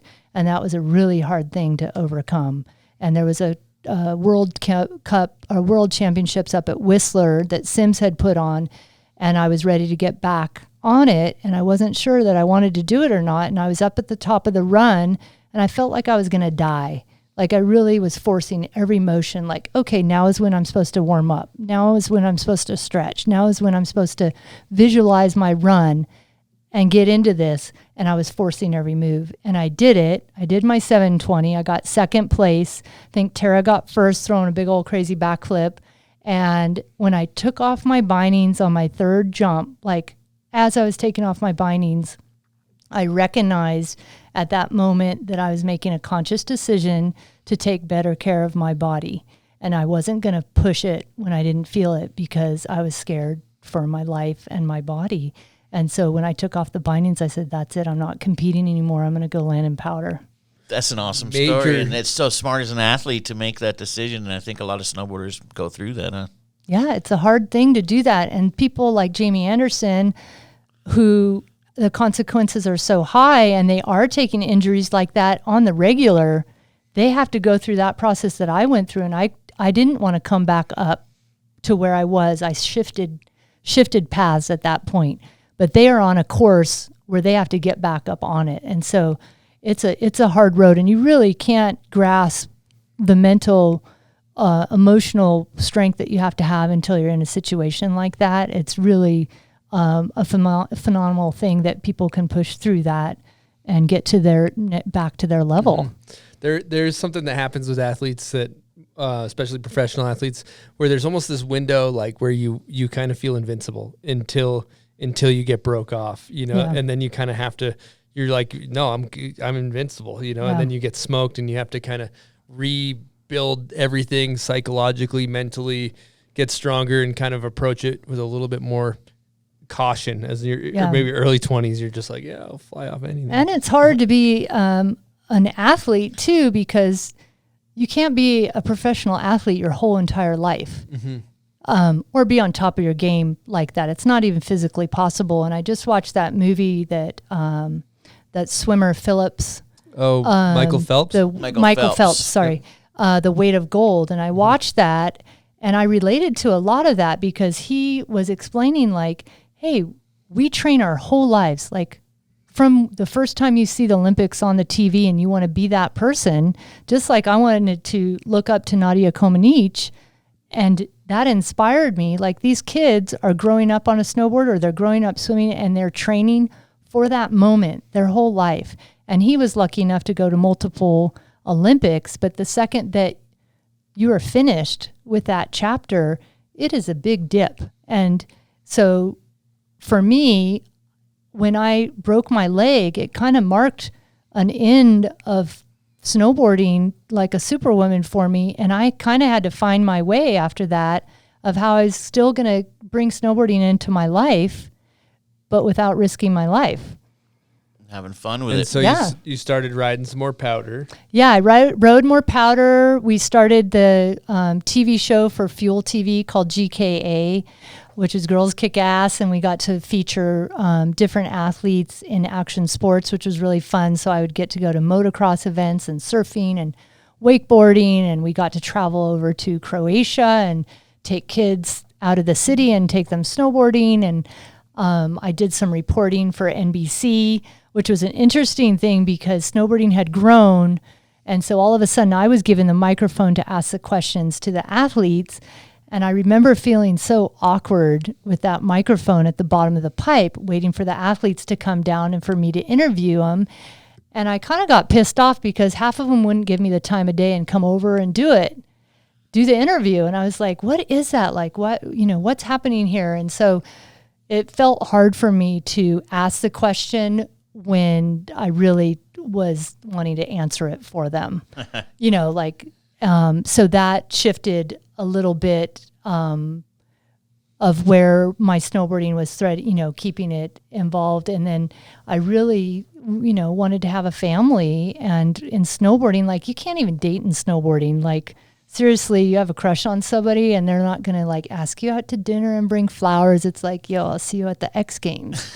Like that, like you just like, there's no such thing as dating and snowboarding. It wasn't like how I knew it to be.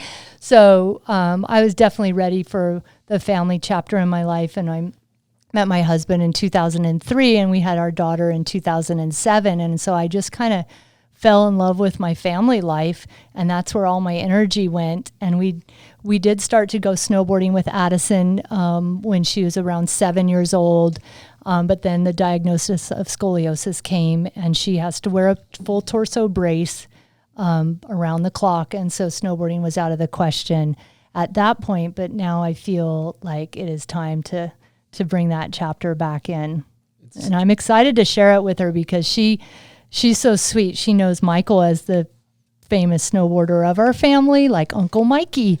Like he's on magazines and he's in YouTube. And so just recent, like I'm mommy, like, so recently just downloading all these VHS tapes and going through this and seeing the footage of me winning the X Games and, me on the news and me on the Sharon Osbourne show and all this fun stuff and the presenting awards and on the red carpet. And so I'm showing her these things just months ago, and she's like, "Mom, oh my gosh, you were famous," and she's so sweet, and she, hangs out at the skateboard shop, and she wanted to get a deck and go to the skateboard park and hang out, and she's like, "Mom, do you really know Tony Hawk?" And so I pulled up some old photos of me and Tony, like back in the day doing the gumball rally and fun stuff like that. So it's fun to just open up a little bit to her view of my past life, almost of what the chapter before her meant, because it is all about her and my family now.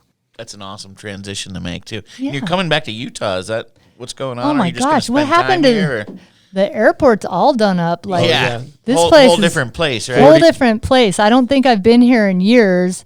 And I've been wanting to come back here for years, and I've just been a busy girl. I started a wholesale company called My Favorite Things. It's glittergirlstudio.com. So I sell and manufacture all these things for the gift world. So I kind of have that outlet, and I've been doing my artwork and raising a warrior. So I've been a little busy, but I think with Addison, she's 14 and a half now, and she's a little more independent and having sleepovers and hanging out with her friends, which just gives me a little more me time. So I'm kind of excited to get out here to go ride and bring back some of our crew.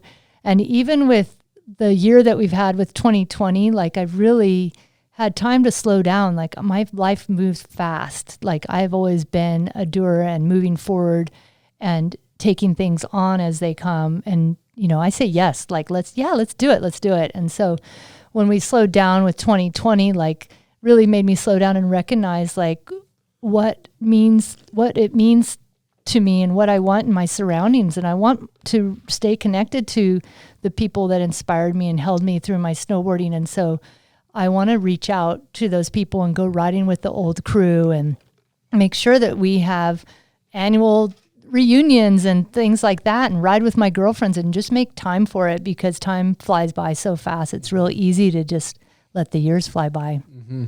Well, I can't wait to go snowboarding. Let's do it. And Tina, come on, snowboard peeps. You are beloved by everybody. It's crazy. You really are, like, more than, we interview people all the time, make a lot of phone calls, but it's really awesome, the sincerity of the people that you've spent your time with. I love them too. Yeah.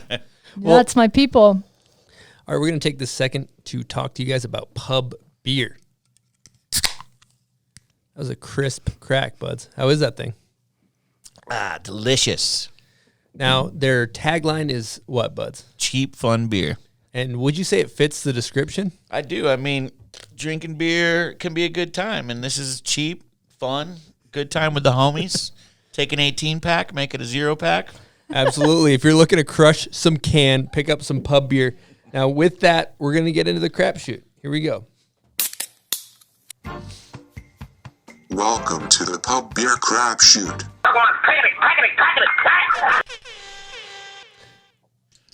So I'm rolling these gold dice. Yep. That's how I used to do in Vegas.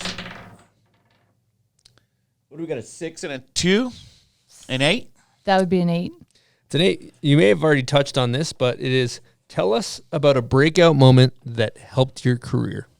I think it's my pro model coming out. The first pro model with Shannon Dunn that same year in 94 was definitely a breakout moment, because that had not happened yet.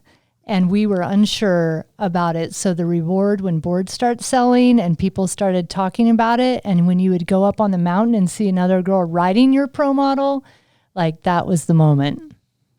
Awesome answer. And that perfectly ties in from another guest question we have from Shannon Downing, known in the old videos as Shannon Dunn. Here we go. Hi, Tina. Hi, Bombhole. Okay, Tina, what is the craziest item you've ever signed in Japan for a fan? We've had great times in Japan and everywhere around the world, and I'm so thankful, and I love you tons. That's a good question, Shannon.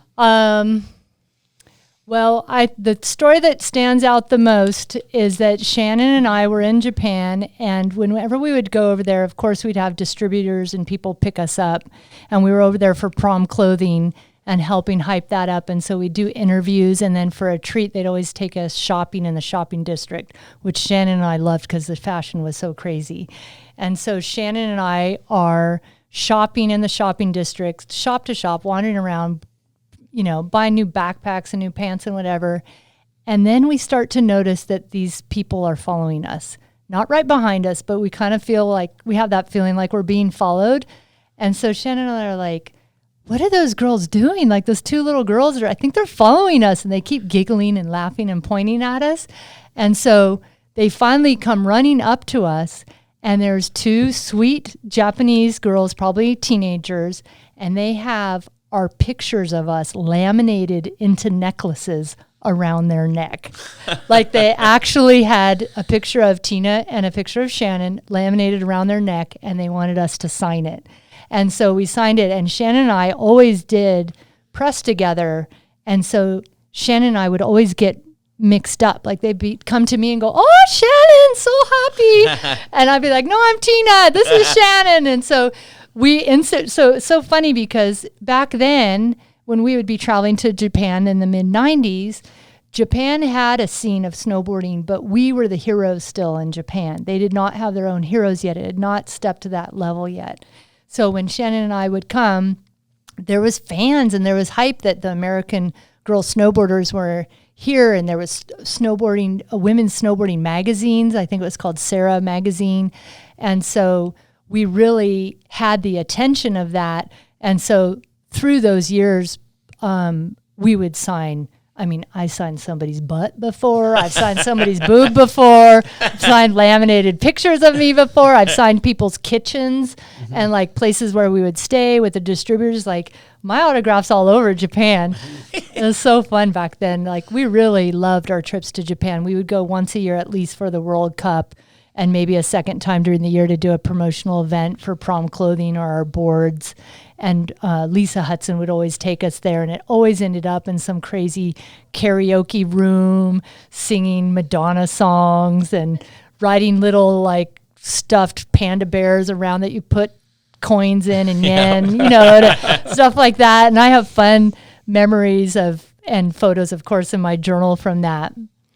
So, I remember on a Sims trip later when Marco signed a baby.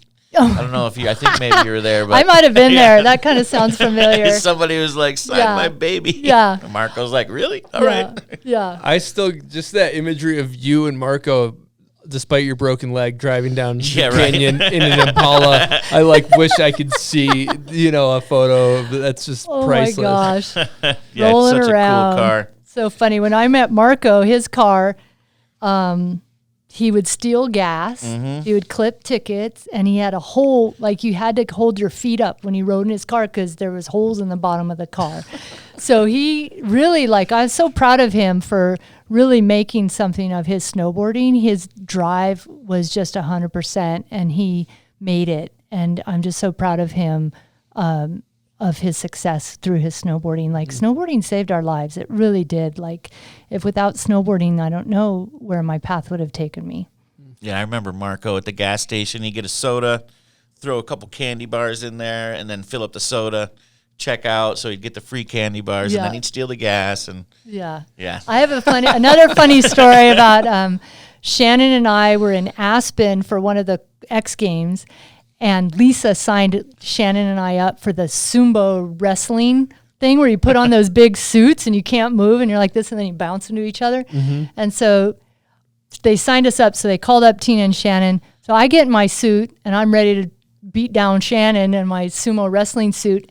And Shannon gets in her suit and sees she's so short, her head doesn't pop out the top. And I laughed so hard that I pissed my pants in the suit because I couldn't put my legs together because they were like with all this stuff. Stuck in there. So I'm sitting there peeing my pants, laughing my ass off, and Shannon's trying to get her head out of the top of the thing because she's so small. And so then they go and they push the suit down and put the helmet on, and she's like this. And so then we like bounce each other, and I won because I was bigger than her, maybe, I don't know. So I bounced her down. So I'm laying on the floor. You can't get up by yourself, and they're going to unvelcro me. And I'm like, oh my gosh, how embarrassing. The whole industry's watching. Everybody's here, and I just peed my pants. And now, so I get out of the sumo suit, and I run to the bathroom, and I've got my butt like up on the air dryer in the bathroom.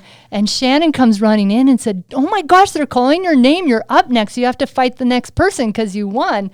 So I'm like, oh my gosh, I have to get back in that suit. And so, the pea suit? Yeah, the pea suit. And so I get back out there and I'm like, oh my gosh. And then the guy was like, I'm going to take you down. And I'm thinking he's going to give me a couple of bump hits before he blows me into this, into the crowd.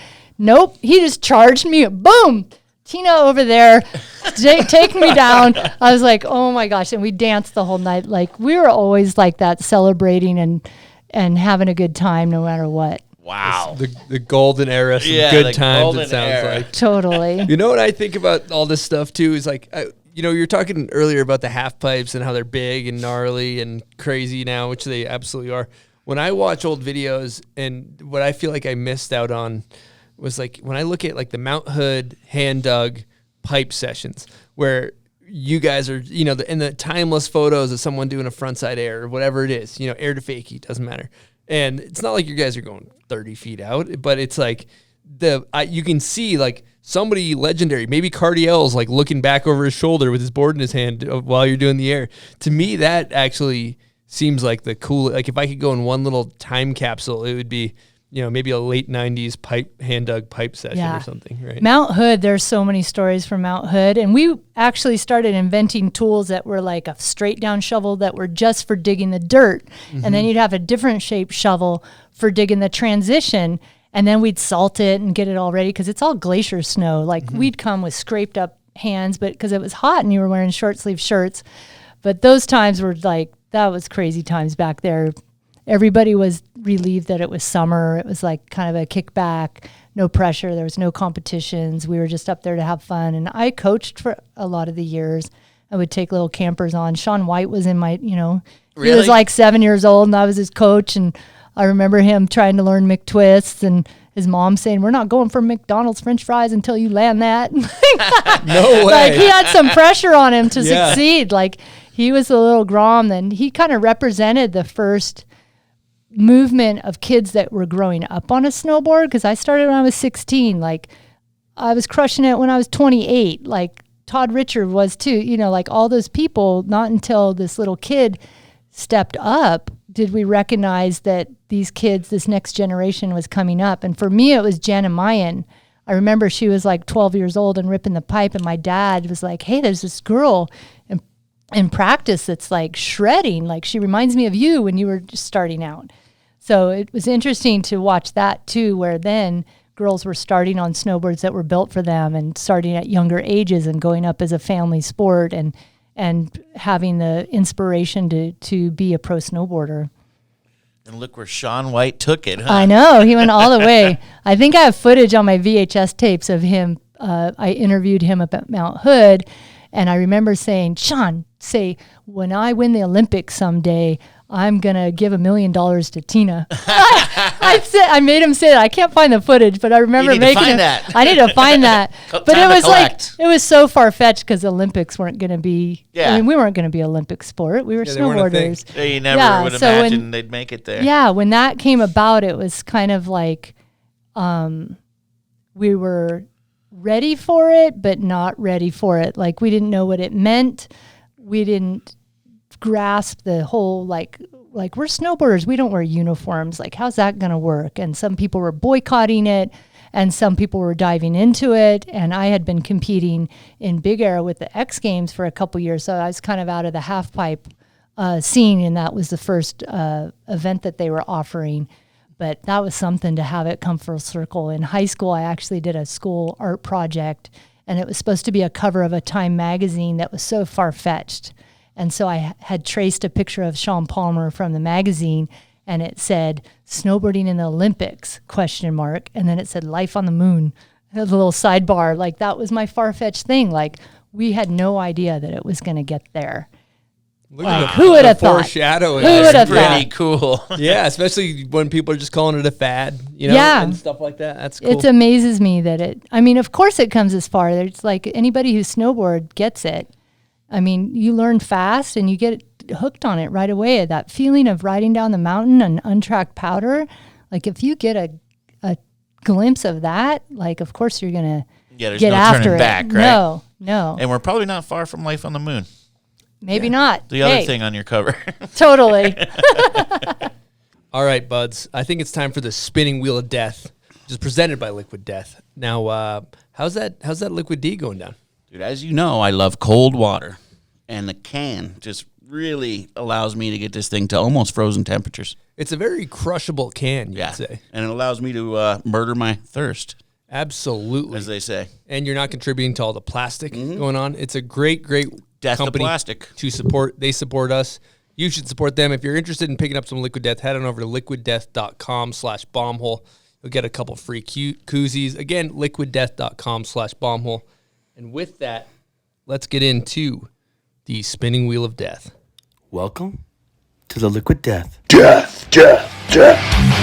Spinning wheel of death. Tina, can you guess whose voice that was? Rob Zombie? Mikey LeBlanc. Oh, no way. Yeah, Mikey. Rob Zombie, acceptable answer. That's an acceptable answer. I think that will work. Okay, what do we got here? You spin it, and whatever it lands on is the task you have to do, and you got to face it to the camera, so we'll just tell you what it is. Yeah, we'll tell It's you. like truth or dare? Kinda. Yeah. I'm worried. Should I read the things first? Wheel of Death. Liquid Death Can Tower. All right, let's do it. Let's do Whatever it. that is.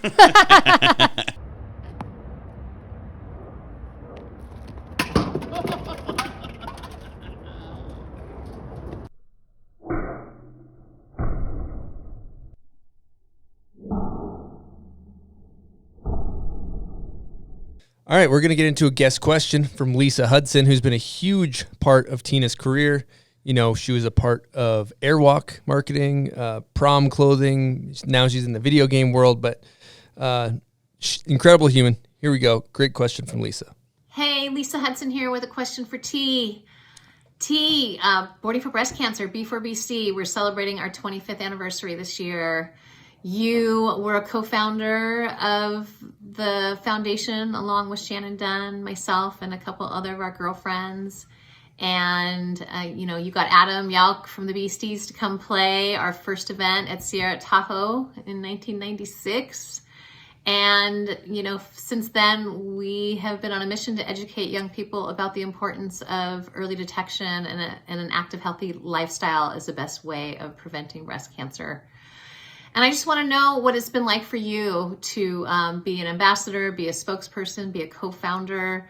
And now that you have a daughter of your own, what it means to be teaching her about advocacy and giving back and education and prevention. So let's hear your thoughts, sweet girl. Thank you for being a friend and a supporter for all these years. Love you so much, Lisa. And she was such a big part of my career. Lisa really grasped the push of all of us together. And Lisa and I go way back to the Airwalk days when she was a team manager in marketing for Airwalk. I remember meeting Lisa for the first time. I went into Airwalk with Tony Hawk and Andy Hetzel and Maddie Goodman because they were sponsored at that time. And Lisa gave me my first free pair of snowboard boots and kind of hooked me up. We called her the Flow Queen back then because she was always flowing the product. And so she really gave me a chance to be on that team and progress from there. And that led to us being really great friends. And of course, with the Boarding for Breast Cancer Foundation, it didn't start out as a foundation. We really lost our dear friend in the industry and wanted to do something about it. So we started an event because that's what we knew how to do. And we ended up donating our first proceeds to a breast cancer foundation, but recognized right away that our mission was to educate young women and men about the importance of early detection. And so our mission was unique. And so we pushed it to be a nonprofit of our own account, and we would go to college campuses. We were at the X Games with an educational booth. We went on the Warp Tour. We went to mountains. We went to industry events and educated with actual jelly molds of breast. And this is what a lump feels like. This is what you're looking for. And so being able to actually get that message to people in the masses and hundreds of people in outreach really kept us going. And it means so much for me to be part of that and having it last all of these years. Like, we have reached millions of people. We've raised millions of dollars to push our message out into the world. We've funded survivors to go on retreats and their love for snowboarding and surfing and educate about how we can be healthy in our bodies and live a good life. And support each other along the way. And having a daughter, you really realize when that comes personal to you, and talking to my daughter about that. And Addison is 14 now, and she needs to know this information. And she's been to our events and volunteered at the booth. She really likes selling the merch. Like, that's kind of a 14-year-old cool thing to do. And she knows how to wear pink and represent. And so, that foundation really was based from love for our friend and love for our friends who don't have breast cancer, and we don't want them to die from it. And so the educational piece is a natural flow for us, but it really is a family of people that stretches far and wide across the world, of people that we've reached. I'm just so proud to be a part of it. Yeah. On top of such an incredible snowboarding career, what a great, that's bigger than snowboarding. That's life. That's health, that's family, that's just huge. So yeah, you should be really proud of yourself for that, and lives have been saved from it, straight up. Did you think it would last 25 years? We had the energy for it to last this year, but it's just we go up and down through making sure we're on track for what mission we're really trying to accomplish and who we're trying to reach. And so we've been able to continue that through all of these years. And we have a great website. It's b4bc.org, so people can reach out. We have events all the time where we need volunteers, and you can be a part of it that way. You can support us if you're a breast cancer survivor or need support. There's a platform there for you to join us on our retreats and wellness programs. And we are a strong group of women. And you know what? When women get together, we're stronger than ever. That's really cool and awesome that you're doing that for people. My sister passed away from breast cancer, so I'm so sorry to close hear to that. the heart on that one. So it's rad to hear that you're raising money. I know Megan Pischke went through it. Yeah, and she's one part of our it founders. As well, right? Yeah, and 25 years ago, it was something that your grandma had. It was not something that your best friend had when she was 28. Yeah, it's changed. Or that you would go through misdiagnosis. Like, you don't have cancer in your family. You don't have it. It's just a lump. It's an cyst. It will go away. We'll check it in 6 months. Well, the difference of checking it this year or next year is a huge difference in how you can treat it. And now the odds are different than when we started this. Like, everybody has a personal story about breast cancer, which is horrible that that's where we're at. But it's really, with all things, like the awareness of it and catching it early is your best defense.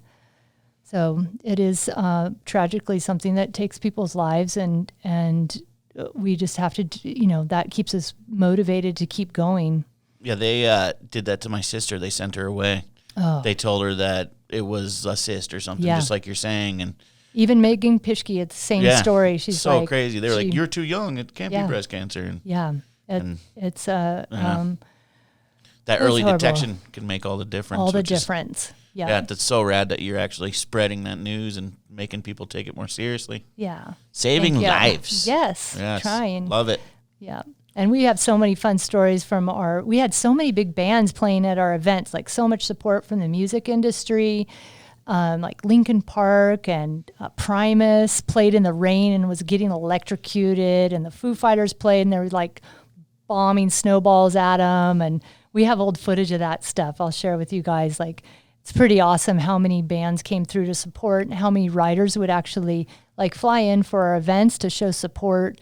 And Sal would come and announce for us, and we had DJs on the hill and half pipes to ride and big airs. And I would bring my family, my mom and dad were always there, and my mom and dad are so awesome. Like, they've been there every step of the way. Like, even back in the late 80s at our contest, like all this footage that I've been downloading on the VHS tapes, my mom's holding the camera, yay, Tina, go, Tina. And half the time she'd have the camera backwards and just film her eye the whole time. And we just hear it. Like, we laugh because we flew my whole family out to the U.S. Open for my brother's bigger event. He was going to try the double backflip. And we have footage of the whole thing, except it's of my mom's eyeball. And she's filming the whole thing. And they said, Mike Basich up next. Oh my gosh, he went for the double backflip. And my mom's eyes going like this on the screen. looking through the and lens. you're looking through the lens. And he ended up slamming and like ripping his lip off and breaking his jaw. And she's like, oh my gosh, in the video. You just see her reaction. You just see her reaction Early, of her first eyeball. reaction selfie video. Real close-up selfie. Yeah, and all the old footage, like all the giant slalom events and the slalom, like you'll be filming and here comes me and I've got my pizza box duct taped to my arm and I'm slashing the gates coming down and ripping the gates out, and here comes my dad in the video out and he's pounding the gate back in, and here comes the next person, he's running off the thing. And then like all the parents, like Tucker Franson's parents were always there, and Mike Jacoby's family, like some of those early riders. It was a family event. Like, we were all rolling out to the contest that, and my parents were helping, and everybody's chipping in. That's so cool. Did you I want to footnote something. Did you say you had Linkin Park at your thing? This is kind of a secret thing I hold close to the chest. Huge closet Linkin Park fan. Oh, nice. Yeah, they were so good. Chris didn't believe me when I first told him that. I actually roast Buds for that regularly. Perfect combination of singing, rap, and punk music all together. Amazing I love band. it. I actually just looked up one of their videos. Me too. I did that recently too. Yeah, it kind of just popped up in my brain, and I was kind of reminiscing about all our bands and Boarding for Breast Cancer stuff, looking through these journals and looking at old footage, and I looked up. They're pretty rocking back then. Yeah, I was listening to classic rock instead of hip hop recently, and they came on. And I was like, all right, nice. Yeah, they got a song with Jay-Z. I mean, yeah, and it was really such a unique marriage of the music industry coming into snowboarding world. Like, I remember when MTV, this is prior to X Games, MTV did an event where they had, it was like Busta Rhymes and Wu-Tang on the stage playing. There was a vert pipe and Tony Hawk and all those kids were, and then they had a dirt course for dirt bikes, and then they built this crazy scaffolding thing, and it was in Texas. And my mom just recently handed me a cassette tape, and she said, your voicemail from the top of that jump is on this tape. She saved it because I called on my flip phone and said, hi, Mom and Dad, I'm in Texas. Yeehaw! Like, I'm snowboarding in Texas. And I just went on and like told her all the update, call you later. And she saved it, and she just handed me that cassette tape, and I can't find a cassette player to listen to. I got to go to the thrift store. But I remember at that event, like, that was one of the first times that brought all these sports together. And it was kind of before we were labeled action sports. Like, we just brought all the stuff we loved, and MTV knew how to bring that together. And so there was this event, and for us, it was a 5-day event. All the snowboarders were invited. We were put up in hotels, given full VIP treatment. But the snowboard event, they had to blow the crushed ice onto the scaffolding. So we weren't going to ride every day. Like, it was just the event. So everybody just partied for 4 days straight until our event. And so what happened when you got all those things together, you can see in my journal, there's like some stuff in there about Peter Line we're at the Golden Yellow Rose down on something street, and, at some strip club, and, like, craziness happened. And sure enough, like, the last day we were there, everybody went wild because everybody was done performing their events or whatever we had to do. And everybody went nuts. And in true form, like, I don't know why this is a thing, but all the furniture in my hotel room got pushed out the window. There's a barbecue in the pool, just total raging thing. And I'm like, oh my gosh, we're going to get so busted here. And the phone rings. I'm like, oh my gosh, they're calling the cops on us. And I answer the phone and they're like, this is your wake up call. I'm like, oh shoot, I got to get to the airport. Like, oh my God. We had been up all night and just didn't faze us at all. And I had bought a cowboy hat and rolled right over to the airport and flew right out of that mess. Snowboarding in Texas. I love Texas. So I've snowboarded in Texas. Another thing we do on the show is called Hot Takes. We're going to get into it, and it's kind of common questions we ask every guest. The first question is the GOAT, the greatest of all time in snowboarding, both male and female. Who do you got? Greatest snowboarder of all time. Or, you know what? I think it's who influenced me and supported me the most. It's got to be my brother. And because of his journey, I don't know if you've seen his movie Open Space.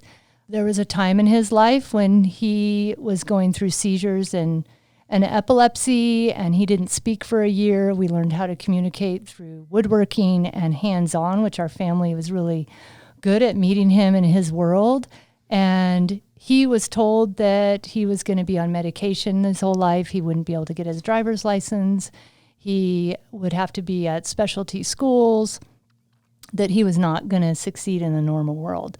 And snowboarding brought us out of that. Like, he found something that he was good at, and that gave him the insight to be strong in himself. And I really credit snowboarding and the way that my parents wrapped us around in support of that to rise above it. And he graduated high school. He started his own company, and he was along with me the whole way in our years of snowboarding, no matter what. Like, he knew me the best.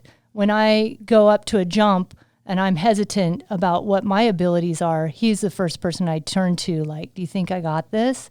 And he was always truthful in that, because my big is not his big. I learned that lesson with Ingemar Backman when he visited or moved into my house. He said, how big is the jump? And I said, it's big, go fast. And he flew like 80 feet, and he's tumbling down the mountain. He's like, Tina, your big is not my big. So to have that connection with my brother, like, he knows me the best out of everybody. And we've been through this snowboarding life every step of the way next to each other, that he's my biggest inspiration and my aha to him. He is the most creative person I've ever met. Like, he's an incredible person. He is. And he thinks outside the box. Like, he blows me away, even just with life questions of things, or we're contemplating how this ever happened, or his question, he doesn't even have to think about it. Like, his response is way out of the box of where his brain and his mind goes.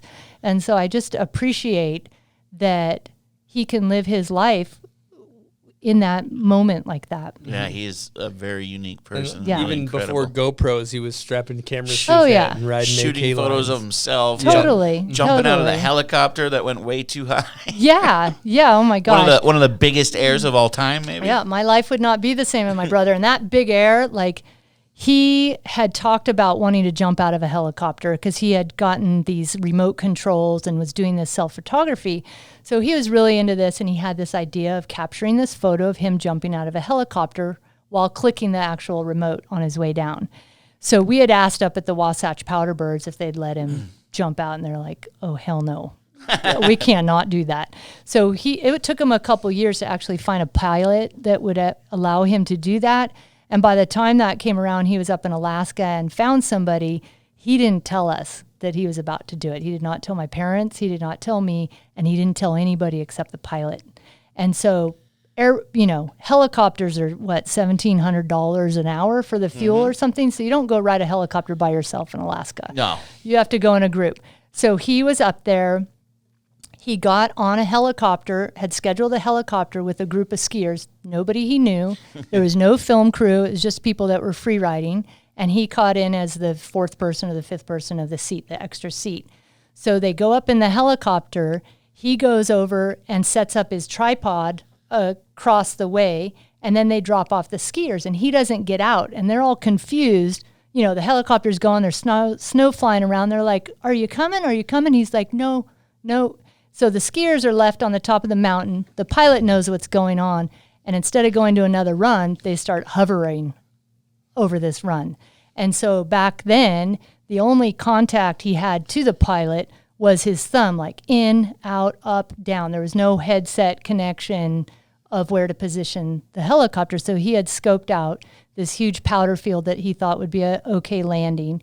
And he was thinking he was going to go like 60 feet up in the air because he had jumped cliffs close to that, and he thought that was a safe thing. Logic, yep. Yeah. So, well, when you're in a helicopter and the door slides open and you're looking down, the perspective's totally shot. So he thought he was 60 feet in the air, and he got into position. He's like, okay, I'm ready to go. Not until he jumped out did he realize he was 120 feet in the air because the depth perception was so far off. The photos. So he jumps out, grabs his board, he's clicking the photos, and then he's like, oh my gosh, I'm still halfway up, and just gets ready for impact. And talk about bomb hole. That might be the world's biggest bomb hole. That is the one. It took him a half hour to dig himself out of that bomb hole. Oh my God. Meanwhile, the skiers took their run. Everybody's meeting at the helicopter that's shut down at the bottom. Mikey comes down. The skiers are just freaking out. They're like, you're crazy. Like, what are you doing? And then the heli pilot's like, dude, that was so sick. You want to do it again? And Michael's like, no. Nope. Like, I just survived that thing. Like, that's so crazy. And so, sure enough, from back in the day, like, you don't know if you got the shot till you turn in the film, you wait 2 weeks and get it back to see if you got the actual picture that he was after in documenting it. And the reason he didn't bring the whole film crew is because he really, truly did not want that pressure that happens when you've set up other people for this event. So he just did it solo on his own mission and captured that crazy shot. And then it was funny because he got the shot, and then he started sending it out to magazines, and they're like, yeah, we don't do the Photoshop thing. And he's like, fake. No, actually, I jumped out of that thing. And he did set up a video camera and had the footage, and then he called us after. Guess what I did today? Wow. We've been asked what the biggest bomb hole is it. out Officially. there That in history. wins. Yeah, that's the winner. That wins. Basich officially wins. This has been kind of, I've been wondering this the whole episode. Been wanting to go back to kind of the Waldorf School. Now, I'm curious about this because I think you said something briefly about how you don't wear logos, right? It's kind of, and things like that. And I wonder about if it played a factor in you being a professional snowboarder, in the fact that, like, I think when I hear that you don't wear logos and things like that, they're trying to not put societal bullshit on you, right? Is that kind of the logic? It's more about the distraction. Oh, okay. So when you come to school, you need to have a full night's sleep. You need to be well nutrition. You need to have a good breakfast, and you need to come without distraction. So they did not want Superman or Spider-Man on your shirt, because a lot of the Waldorf way is you sit in a circle and you interact with each other and you do these motions and movement and creative art and this and that. And you don't want this little kid drawing a picture of Spider-Man because it's on his homie shirt, that makes sense. or distraction of that. So they really try and strip down the distraction so that your creative mind comes from a space of true creative insight. Mm-hmm. So I think some of the pro snowboarders like Todd Richards and Danny Way sent their kids to Waldorf. Mm-hmm. Oh, really? And they heard about it from us. That's so cool. It's a German curriculum, so it started in Germany and created, in the 70s, kind of blew up with different spots all over the place. And it's a private school, which costs a fortune, but the school where Addison goes is the same curriculum, but it's a public charter school. Oh, wow. So there are places for people that don't have the funds to go. And it's to be charged a fortune. It's pretty incredible to think of the whole child and how they develop and when you should teach them certain things, because I think kids today are getting just bombarded by too much information, and their creative brain doesn't even have a chance to think for themselves when they're being told what to do and fill out these forms, and testing in kindergarten like that just is crazy to me. So I'm so thankful for that education. It really has everything to do with my brother and I's creative spirit in our life. And I guess I was curious as how it pertains to when you look at that particular time in women's snowboarding or women's culture. We'll just say for the record, like snowboarding was barely a thing, but there wasn't other women doing it. I always feel like sometimes like we take women in society who are trying to get away from it, but they say like, oh, you know, what do you say to a girl? Oh, you're so beautiful, or you're so pretty. Like you're kind of like, you can do this, you can be a gymnast, you can do, these are kind of the things that women do, and these are the things that men do. You know, boys play baseball or that, and are, I was just curious if the Waldorf School like contributed in not maybe falling into those societal bullshit kind of labels, if it helped with that at all. I think that their way of approaching things in a creative way, I never felt any different as a girl or a boy in my school. Like there was never like, you can't join the baseball team. Like, did you see that throw? I was on the baseball team.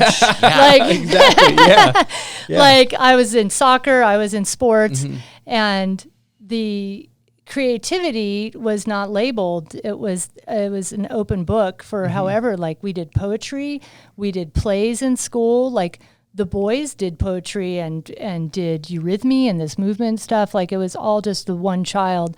And I really leaned into the Waldorf education and the advice of the teacher when raising Addison, even though I lived it. Like they really teach you like, hey, instead of saying like, oh my gosh, that's the best cartwheel you've ever done, Addison, like, and clap and praise and put her up on a pedestal, they really teach you like, hey, make note of the hard work she did to get there. Don't just praise it all the time. Like, wow, you've been working so hard on your cartwheel. I saw how straight that one was. Like, you really got it that time. And there's a difference when you go into the support and why instead of just praise. Wow. And so that is really something that the Waldorf School focuses on, and the delayed gratification that if you just praise, they're going to go for the quick response. And if you show them how to work hard to reach a goal, that end result, whether you know you're going to get there or not, that the hard work will get you to where you're trying to be. And that delayed gratification, if you can teach a child delayed gratification, like they can accomplish anything. And I relate that to Addison's journey with scoliosis. Like we are on a path of treatment and we don't know if it's going to work. We don't know if she's going to end up in surgery by the time her spine is a mature adult around 16 to 18 years old. Like we don't know, but she is on the daily fighting for her spine to become straight and help it to not be pushing into her body and her organs and striving for this. And here's this 10-year-old that takes on this challenge that we don't know what's going to work, and she'll put on that uncomfortable brace to straighten her back every day. Like she is a hero in my eyes. Like I am inspired by her every day because she does not complain. She does not hesitate to do what is needed to be done for her health. And there's a quote that just hit me when I was in the clinic for the scoliosis care centers. And it says, you never know how strong you are until being strong is the only choice you have.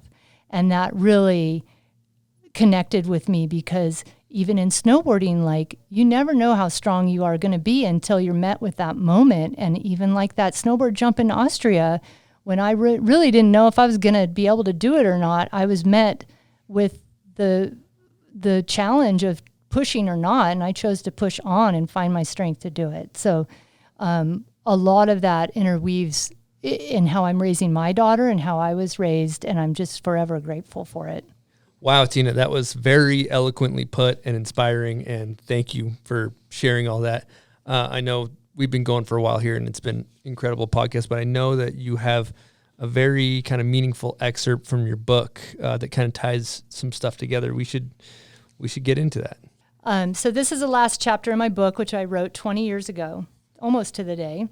A few years ago, I moved from Utah back to the foothills of Tahoe and bought my own house near my parents. Now, no matter how much I travel for snowboarding, I still feel comfort returning to Northern California, where it feels like home. Sometimes I get scared because my friends are from all over the world, and I think, what happens if I stop snowboarding? But I realize that snowboarding has become a permanent part of my life. I won't ever be able to let it go. I'll always be involved in the sport in some way because it is in my heart. In 20 years from now, I'll still be out there, the old lady on the hill, wearing the latest new outfit with my freestyle board under my feet, looking for some powder turns and loving the life that got me there. And that board happens to be a pro model. Oh my gosh. And 20 years later, that board happens to be my own pro model. Wow. So it just comes full circle. Yeah. So rad to see. You can't make that shit up. That's perfect. And I just want to take this time, Tina, to say thank you so much for everything you've done for snowboarding, the amount of people you've inspired, boarding for breast cancer, just kind of laying the foundation for women to do what they do today. It's huge, and just snowboarding in general and being a badass. So thank you for everything you've done. It's been really special having a chat. And getting the boys home every weekend. Yes. Back in the day. I don't know what we would have done without you. There was no Uber back then. There wasn't, was there? Yeah, we would have been in trouble. It's such a thrill to go down memory lane with you guys and talk about the old stories, and I'm honored to be here. Well, we appreciate it. We appreciate everybody for listening, watching each and every week, and we will see you next week. Over and out from the bomb hole. Peace.